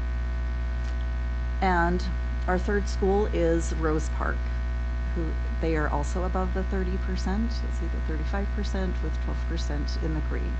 So celebrations to those teams, the educators, the content area specialists, and the administrators. And if you are out there at those schools, please congratulate them and share that you know about their hard work. So what is unique about, or maybe not unique, what is common about these three schools? One is the close relationship and work between the administrators and the content area specialists. At all of those schools, I hear both my content area specialists and the administrators talk to me about what they are doing. So the administrator sets the vision of the school and where they want it to be. They work with the content area specialists because that is their specialty. We don't expect administrators to be specialists in every curriculum area. It's more important that they understand the pedagogy and that they really work with the content area specialists on their ongoing learning, but also relying on them for that as well. And then supporting the content area specialists work with teachers and educators, and then following up on that in the classes. And it's important that administrators are part of the PLC process so that they know what it is that their teachers are working on, what the data is, so that when they go into the classrooms, they can see those things happening and celebrate those as well. And part of that for those administrators, and for all administrators, is just modeling the importance of ongoing learning. And that happens when they're part of the PLCs, when they attend teacher PD, and they can be part of the conversations that teachers then have about their own learning. So our implementation goals for K-3, teachers are implementing the science of reading, and we are supporting that by providing the high quality curriculum that is focused around the science of reading and district adopted, which is wonders. That all teachers in K-3 are providing phonics instruction in Tier 1. So all students are receiving phonics instruction, and we're doing that through the use of 95% group materials. As Dr. Hall mentioned, our state goal is 75% of students will be, or sorry, 70, thank you, will be on grade level by 2027, but we have set a district stretch goal because we want to follow with our superintendent and be at the top, and we believe that we have the people to do it. So our stretch goal is 80%. So how do we get there? And these are things that we are already doing. We want to maintain and improve. Schools are working with their student achievement plans. Administrators are reviewing data and working with the content area specialists on a regular basis around that data. Administrators are monitoring the progress and quality of instruction and implementation and supporting teachers as they need, wherever they are on the continuum. And then that administrators are continuing to develop their own learning and their capacity as instructional leaders. In literacy, obviously, is what I am focused on today, but that's important in all areas. So how do we get there? The content area specialists continue with supporting teachers in planning instruction, reviewing data, supporting instructional implementation. They do this through the PLC meetings, being in classrooms, modeling instruction, co-teaching, we know that the more hands-on they are, the more supported teachers will feel and be showing those practices that we want to see. That teachers are very focused on high quality Tier 1 instruction, and that they're focused on the science of reading components. So they're really utilizing what they've learned and what they will continue to learn. So although the letters training is complete for many of them, now we're using what we have done. As I say to my team a lot, it wasn't a box that we checked. We now need to show that we're continuing to use it because it was good and it has shown to be effective. The teachers are supporting students with tier 2 instruction that is teacher led and supports their individual needs and areas of concern and needs for support. And that teachers, assessment teams, content area specialists, and are administering the state assessments and tracking reading progress. There we go. And just really, you know, as Dr. Malouf talks, and this is such a natural thing for her to talk about. She is such an expert in this area. But I started to think about when I go on my app store on my phone, how many coaching programs there are right now. You can get a coaching program that'll ting you when you're supposed to drink water, and it'll ting you when you're supposed to eat protein, it'll ting you when you're supposed to close your mouth to chocolate. It'll ting you for all of those things. But one of the things that we're clear about is that when we want to change a practice that has been held for a long time, we need that on the ground job embedded support.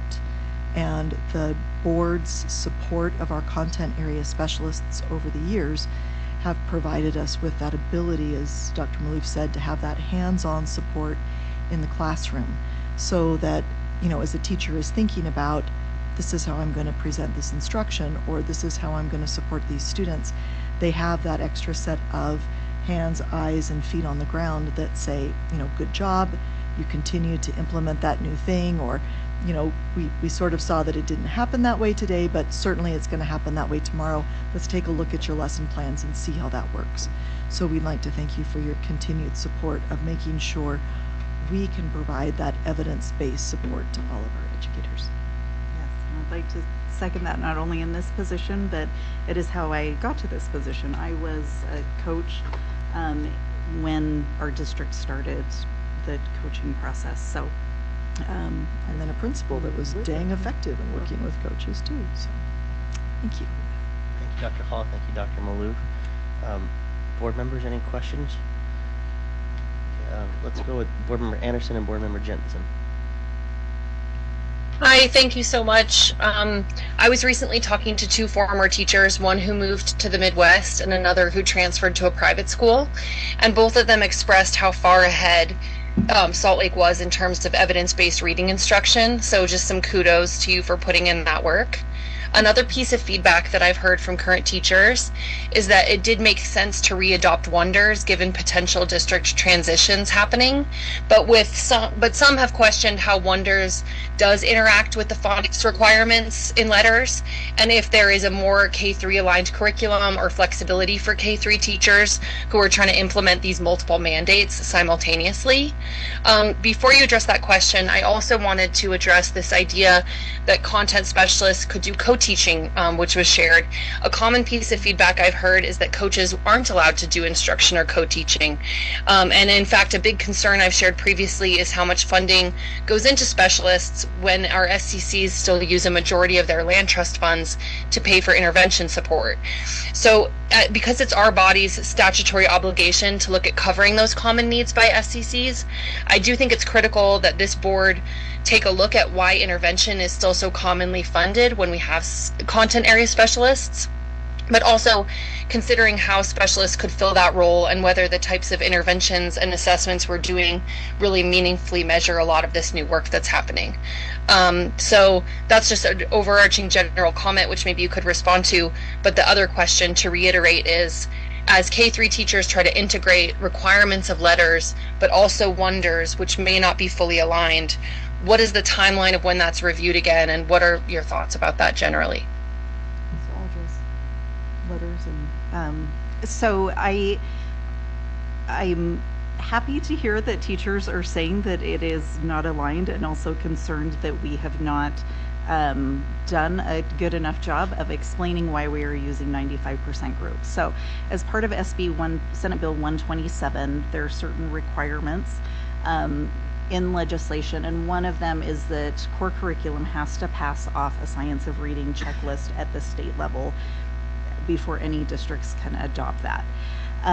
There is currently not a core program that has passed in every area. Wonders passed in all areas except for phonics, which is why we are supplementing with the 95% group materials. So we are not using Wonders, and instead we're using 95% group, and for that reason. So I'm happy to hear that teachers, as they have gone through the Wonders, recognize that that is not sufficient, but it sounds like we need to do some additional education on that. Is the reason that we have adopted 95% group, is to fill that need. If I could just say, I guess my confusion then would be, what I'm hearing from teachers, I'm not clear if it means K3 is only using 95% group and the remaining grades are using Wonders, or if that K3 group is obligated to do both, which would be, I guess the question is, what's the flexibility for K3? Are they only doing the one program, or are they trying to do both? To have phonics and the other items. Does that make sense? Yes, yeah, it does. So Wonders is a comprehensive core program. It goes well beyond phonics instruction. We have fluency, text comprehension, writing, speaking, all of those are part of a core program. And one part of that is phonics. And the reason it's just in K3 is that is primarily where it is learned and becomes part of a student's backpack of tools. We know that we have students in grades 4, 5, and 6 and that don't have that mastered, and that is where interventions come in. But so in K3, yes, teachers are expected to use Wonders as their core curriculum for all those other areas except for phonics. So during the phonics portion of their language arts lesson, that is when they're using 95% group. So if you think about the core standards that we meet for English language arts, and part of them are the fundamental reading skills, and then the other parts of that are reading for content and comprehension, writing, speaking, listening, all of the other pieces of that. Somebody drew a donut and said, Wonders is like a donut with a phonics hole, and 95% group is the donut hole that fills that.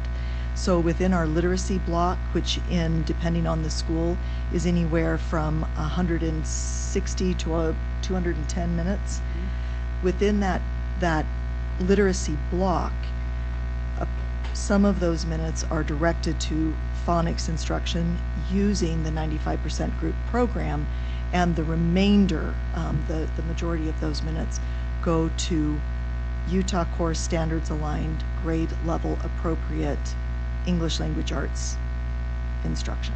So that's kind of why it feels like K3 has to have, two programs, because as Dr. Malouf said, they do, and that is so that we meet the state statute for high quality evidence-based programming. We are not the only district in this situation. It's when we have to adopt, and we put our adoption off a year to make the transition between everybody finishing letters and then adopting this curriculum go more smoothly.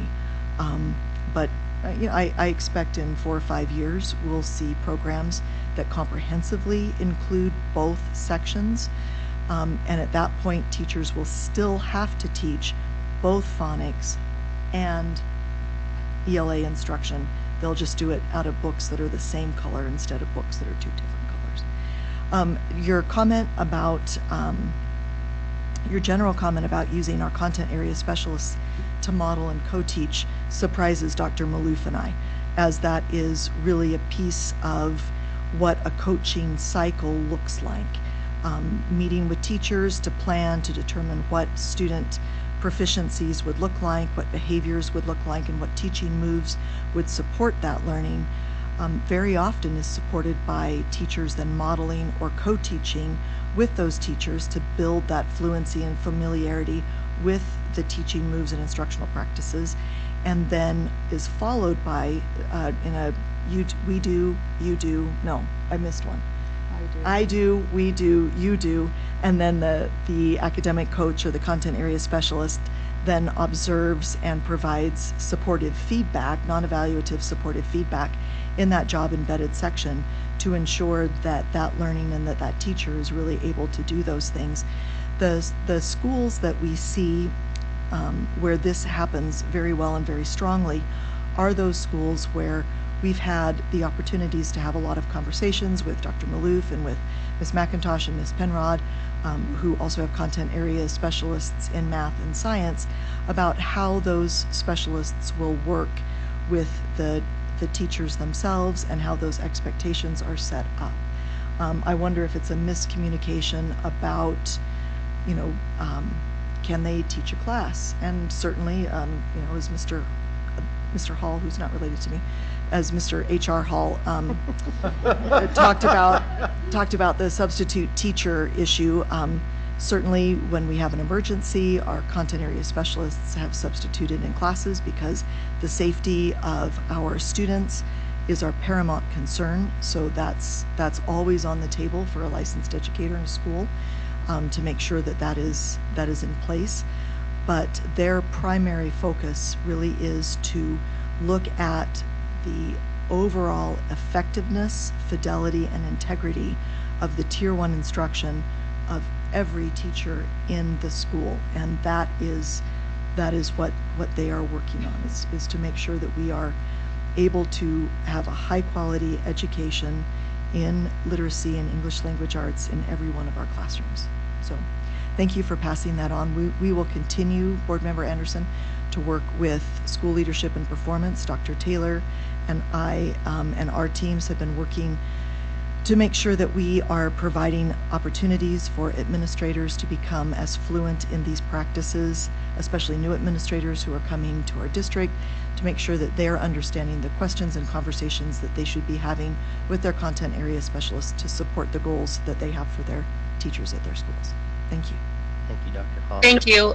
I'll definitely feel free to pass some of those on to you as I hear them. And I also appreciate the education about the core and what kind of curriculum was passing in what areas under new statute. So thank you so much for your clarification for me.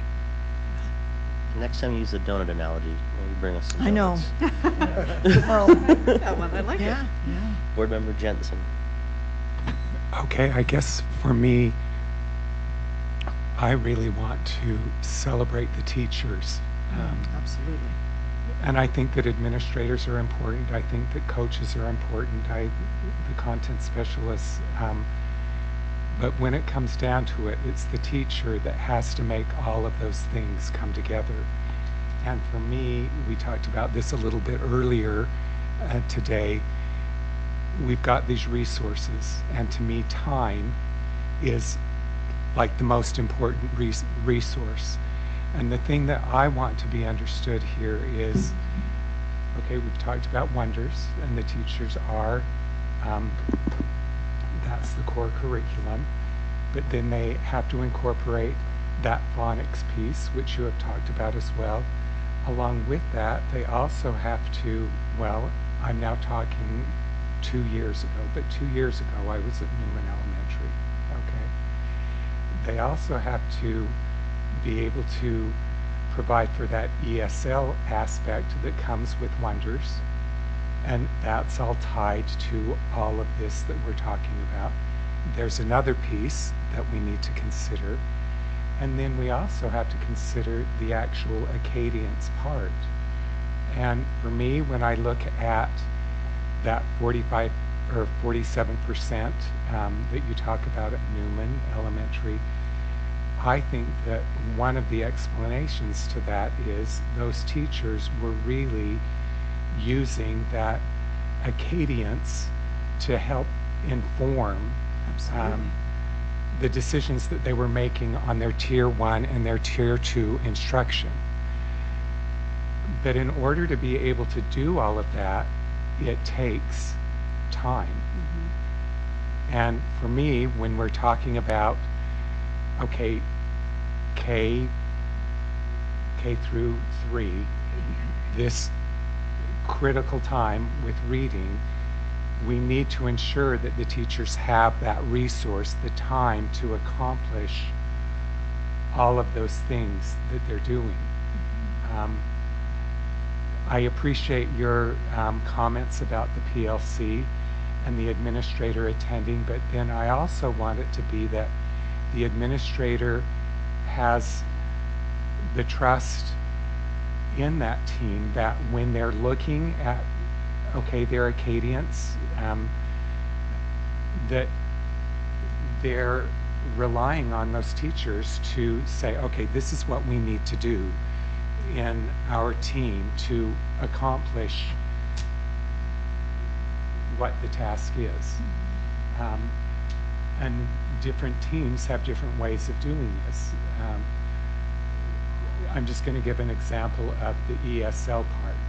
So some teams decide, okay, one teacher is going to take the ESL students that are more proficient, and then another teacher is going to take the ones that are having real difficulties and that sort of thing. Well, if that's the way that that team has decided to do it, of course the administrator needs to be observing and making sure that they're accomplishing their task, but to also have confidence that, okay, they made the decision on how to approach this task. When I was looking at this, board member Sweat said to me, okay, I don't see in the diagrams special ed, and I didn't see that in there either. I mean, where you're giving a breakdown for specifically for how the special ed are testing when it comes to Acadians. Okay. May I just address that? We are bringing the data to the next meeting. Okay. And that is where we'll do that subgroup analysis that we always do. You know that we always have that data. We were just doing an overview of the district. So we will absolutely have that in our October meeting. Okay. Thank you. Sorry. Thank you. And I'm so glad that you addressed the time issue, because it's critical. And I love to hear about teachers using the Acadians data, because if they aren't, well, then the time we spend testing is wasted time. And same with the PLCs. If those aren't really meaningful, then it's also wasted time. And part of what our content area specialists are able to do are really focus on what are the high impact practices that we are seeing out in research and in the evidence base, or just the conversations they have between each other about school to school. And then to bring that to teachers so that they don't have to spend their time doing that. They can just have the conversation focused on what those impact practices are. And I frequently say, if we all truly are following and believing in every student, every classroom, every day, then we all should be making sure that teachers have exactly what they need as far as curriculum, training, time, and it's shown in what we do, and I hope that it is shown in what my department is doing, but it needs to be shown in every department, because our teachers deserve it, because our kids deserve it. And I have gone on the record many times as saying we have the most amazing teachers in the state, in this district. And I think that another data point to that, and Dr. Murlouf said it was a celebration, but across the state, K-3 teachers finished letters training. My math is a little bit soft, but 95% of our teachers not only finished it, but earned a certificate of mastery.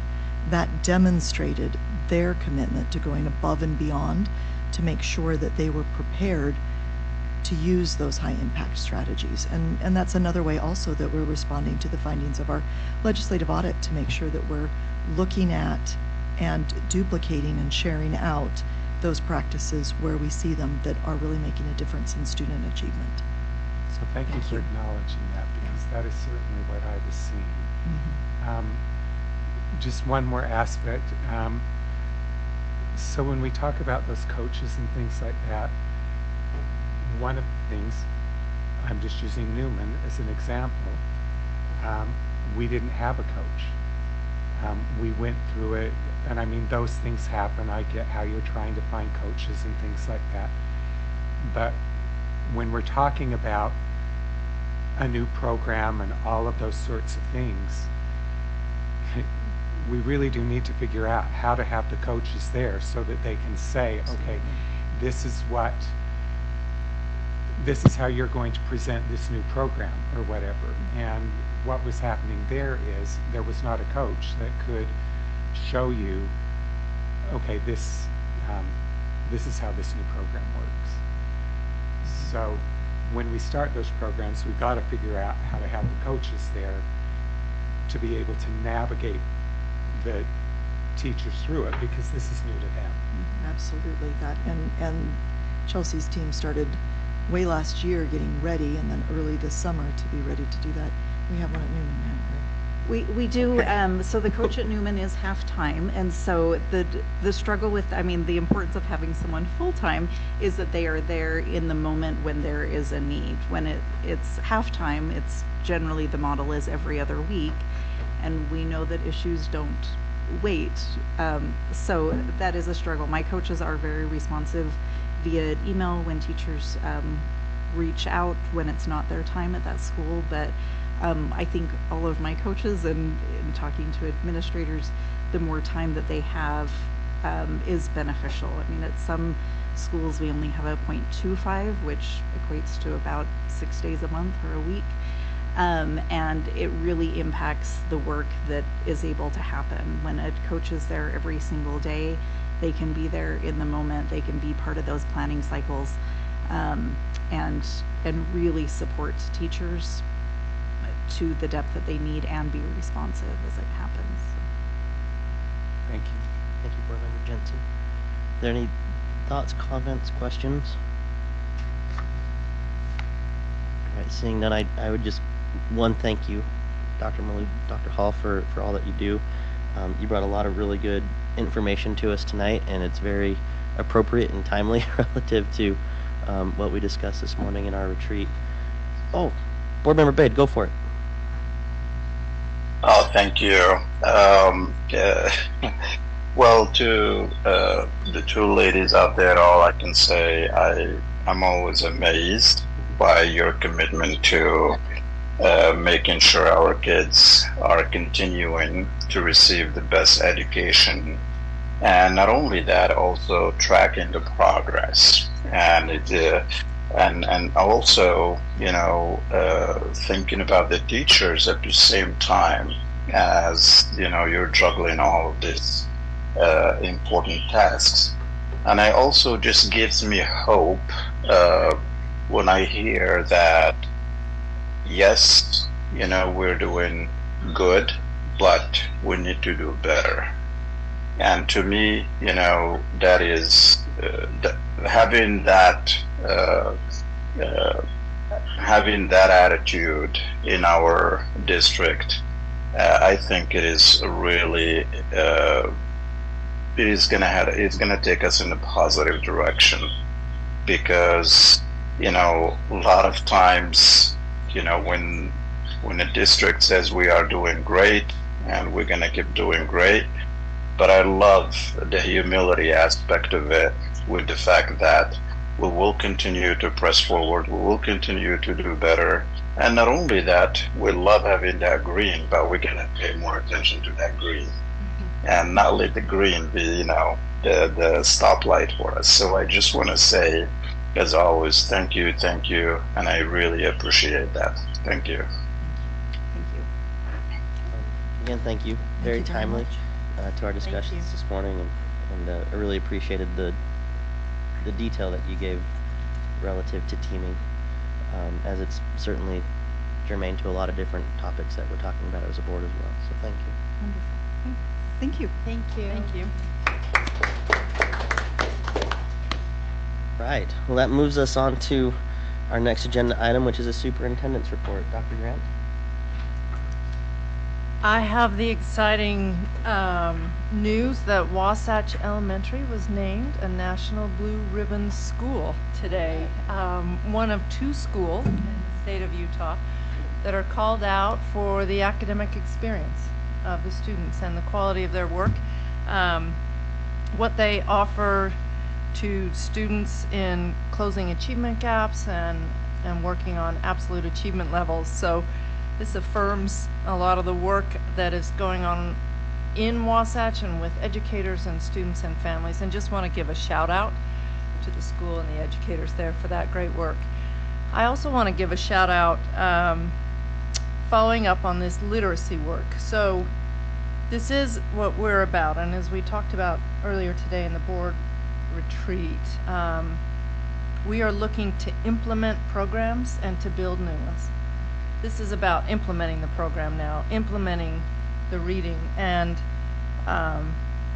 one of the ways that has shown up recently is Rose Park Elementary has been doing this for a long time, has been working hard on literacy. And speaking about time and how long it takes to develop good programs and good practices and things, Rose Park Elementary, in their last reading assessment, among their 6th graders, of all of their 6th graders, just 4 students were not proficient in reading, which is a remarkable accomplishment and says something about really the standout principal there, Nicole Palmer, but her team and how they're working together and how they're focusing on literacy and what it means to move the needle for students. It took a little longer than maybe reaching proficiency at 3rd grade. They are reaching it at 6th grade. We'll take that and we'll run with it. And so I just want to give a shout out. I know that is happening in more schools than just Rose Park. I just thought that was a data point of real interest because it shows what can happen as we're implementing this work. And so excited to announce those things today. Thank you, Dr. Jack. You're welcome. This moves us to our board member report. Let's go ahead and start with our colleagues who are joining us virtually this evening. Board Member Bade, do you have a report for us this evening?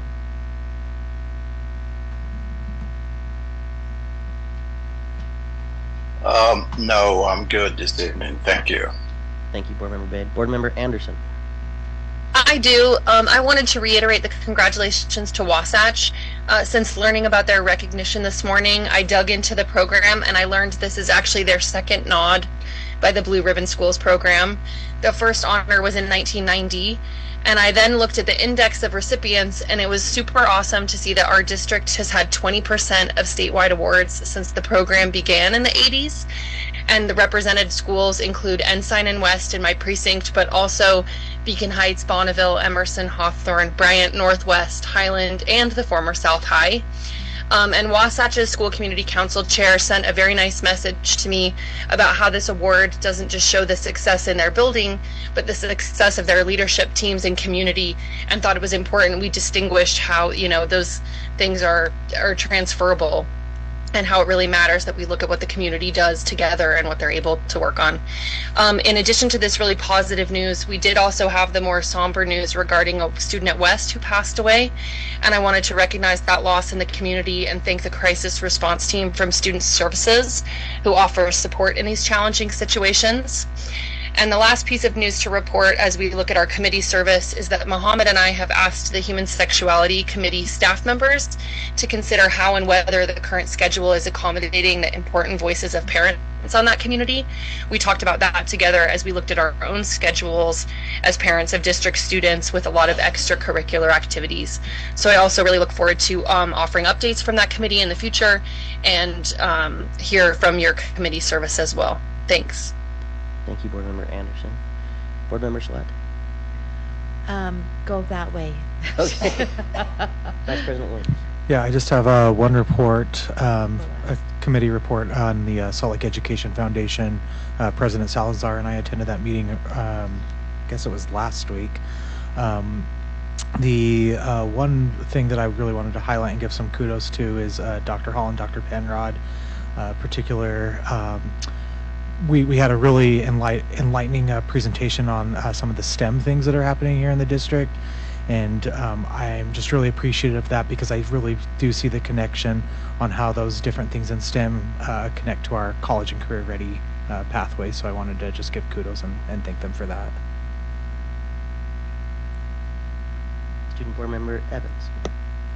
I just also wanted to offer my condolences to the family of the student who passed away at West and to everyone surrounding that situation. Thank you. Board Member Jensen.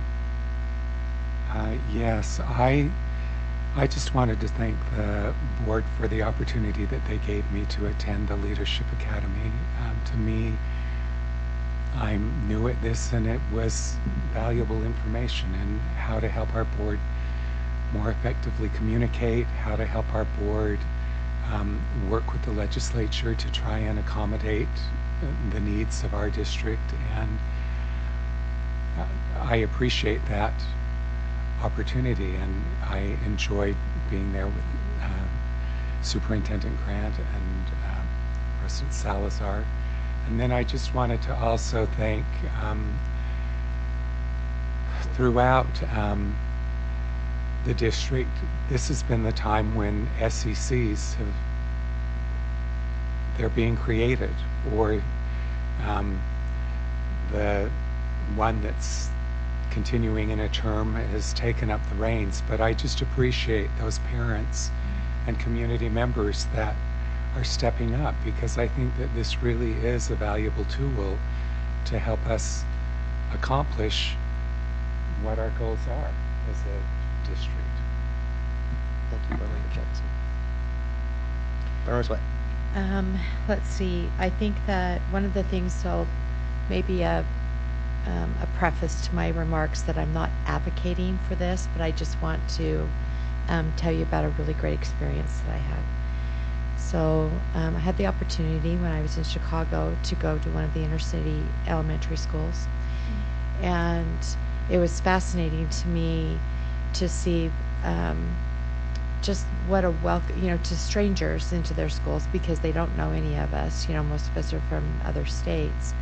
But I loved the opportunity of being able to go into an elementary and talk with students and have them, walk us around. So there were a couple of things that we got there before the students got there, but we had students that were taking us around. And as they were taking us down the hallway, of course they knew every teacher, that was down the hallway, and they said a little something nice about every teacher. But who were they the most excited for us to meet were the lunch ladies. Isn't that fun? That they wanted us to go back and they wanted us to see them and to give this really great shout out, to the ladies. And they were back there going like mad because they were also preparing breakfast for all of these people who showed up at their school. But I loved that they all knew their names, that they not only introduced us, but then thanked them, and I said something to the principal later, and she says that was totally unscripted, that I didn't know that they were going to take you back, to the lunchroom, which was the highlight for me. But as the kids started coming to school, this is what I noticed, is that they had on staff 4 SROs. And they also have, 2 police officers, that are there. And because they're an inner city school, they felt like at an elementary age that they also needed to have, weapons detectors as the kids came through. But here's what was the most astounding thing to me. Every one of those SROs were out at the curb. They were greeting the kids coming off the bus. They were greeting them as their parents took them out of the car or met them. They had a set of them sitting at the doors that they all go in, and they knew their names because they called them by their names. And I thought, that's how you create a relationship with kids, so that it's not scary, to have people. And they had black t-shirts on that said SRO on their backs, so they knew who they were. And the police officers were not inside, they were outside greeting the kids, high-fiving kids as they came through. And I turned to their principal and I says, does this happen every morning? She goes, every single morning. We're all out here greeting our kids coming in. And I thought, there's so much fear sometimes, that we've already seen, with putting the detectors, at our high schools. But to watch those kids just go right into the school, that they have these incredible relationships with these men and women who are staying outside that are there for their safety. And that really struck me. It stuck with me all day long. So I wanted to tell you about that because I thought that sometimes there's so much negativity, but yet they were very thoughtful about how they did that process. The second thing is, like Brian is saying about our SCCs, I really want to give a shout out to our PTAs. I think that our PTAs are the unsung heroes of our district. They are there day and night. They provide amazing things within our schools. They help fundraise, and they never balk. They just never do. They show up whenever we need them. And I think that over the years, I know that when I was involved with PTA, we had so many people, so many volunteers, and big boards. And I know that it's dwindling a little bit just because of time commitment with everyone, like our SCCs. But I don't want us to lose sight of those volunteers that are so important in our schools, in our K through 12 schools, even at our high schools. Our PTAs are so strong. So I just wanted to give a shout out to them and tell them how much, as a former PTA president, I know the work, that goes on within PTAs, and just so appreciate the work that those men and women, do in our schools for our kids and for our teachers and for our administrators. So I appreciate all of that work. Second, the last thing I want to say is I want to thank Yandri for the media things that she sends us. I think that there's no way I'd be able to keep track of all of those. And I thought that the article about the 12 schools receiving the free lunch, the breakfast and the lunch, we got that information from you, Superintendent, but then to see it in the newspaper and see the impact, I just really appreciate that follow through so that we can see how that affects our schools. And then I did click on all the links that were provided to make sure that all the languages were provided, and they were all there, so our parents would be able to go right through and to be able to apply, in the schools that aren't receiving out of those 12. So thank you for that information that we received. Thank you, Board Member Sweat. Really appreciate all the experiences that you bring to this board table that you're having in your role as president of NSBA. I'll go ahead and close this out. Thank you, Bryce, and Board Member Jensen for talking about two of the things I wanted to talk about, which is the SLEF meeting. Certainly a shout out on the Utah Ecosystems presentation from Dr. Hall and Candace Penrod. I think it'd be a really cool presentation for the board to hear as well. And then just all of the donations that are coming through, and a huge shout out to SLEF, to James and his team for everything that they do. They had $820,000 listed of donations that are coming in and supporting our schools, and I think that's just remarkable. I also wanted to highlight just the experience at the USBA Leadership Academy with Dr. Grant and Board Member Jensen. Awesome presentations. I think the coolest thing about those experiences is that we have a chance to get to know our board colleagues from around the state. We get to hear from Board Member Sweat. Yes, we did. Who ran a great session. Yes. Nice, thank you. So like Board Member Jensen mentioned, everything from communication and board meetings. I went to a presentation from Washington Elementary on their bond process, which is really enlightening, considering some of the things that we discussed this morning as well. But the highlight that I really found interesting wasn't necessarily found in a session, but found in the feedback that I received from board members throughout the state about where they feel and where they're observing our district is at. Not only our board, but our school district. The impression that, Dr. Grant, that you're making with our district and across the state.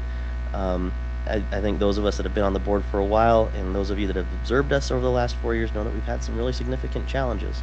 And we've made a really strong commitment to do our best to turn the ship around. And it was really nice to hear the positive comments from folks in other school districts across the state about what they're observing. And that leads into my next element of the report, which is just kind of a highlight from this morning from our retreat. I think the main takeaway again is that we are a really strong board. And I think the discussions that we had this morning are really relevant to what the feedback is that we're hearing from other boards and from other elements within the education community here in Utah. We had the chance to really talk about our roles and responsibilities as a board, as individual board members, and certainly as the collective. The work that the board handbook committee did to bring us some really solid recommendations about what this board handbook could and should look like. You'll be hearing more about that in further discussions or on consent agendas to the public that are coming to us. Just having more information about processes that we really needed to iron out relative to bonding, a survey firm, and then also our responses as a board to the audit review that were specific recommendations for the board and the due diligence that this board is taking to make sure that we're addressing those. And then, of course, the long-term vision and the hyper-focus in coordination between the superintendent, the business administrator, and this board about how we really, really move the needle on student outcomes and achievement. So I just want to thank you, my colleagues on the board, thank Dr. Grant, Business Administrator Kearsley, the cabinet, all the way down to our classrooms and schools. This is a unified effort in how we impact student lives and their outcomes, and I'm just really thrilled that we are in this place right now. And I just can't highlight enough how strong our district is, and but also highlight that we have a lot of work to do to continue to right the ship. So thank you, everybody, for your engagement with that. We do not have a need for a closed session, so I will go ahead and call this meeting adjourned. Thank you, everybody, for joining us this evening. Thanks. Thank you.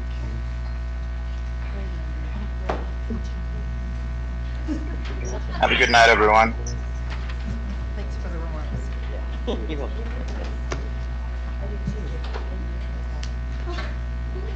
Okay, all of you, you do have an envelope on your desk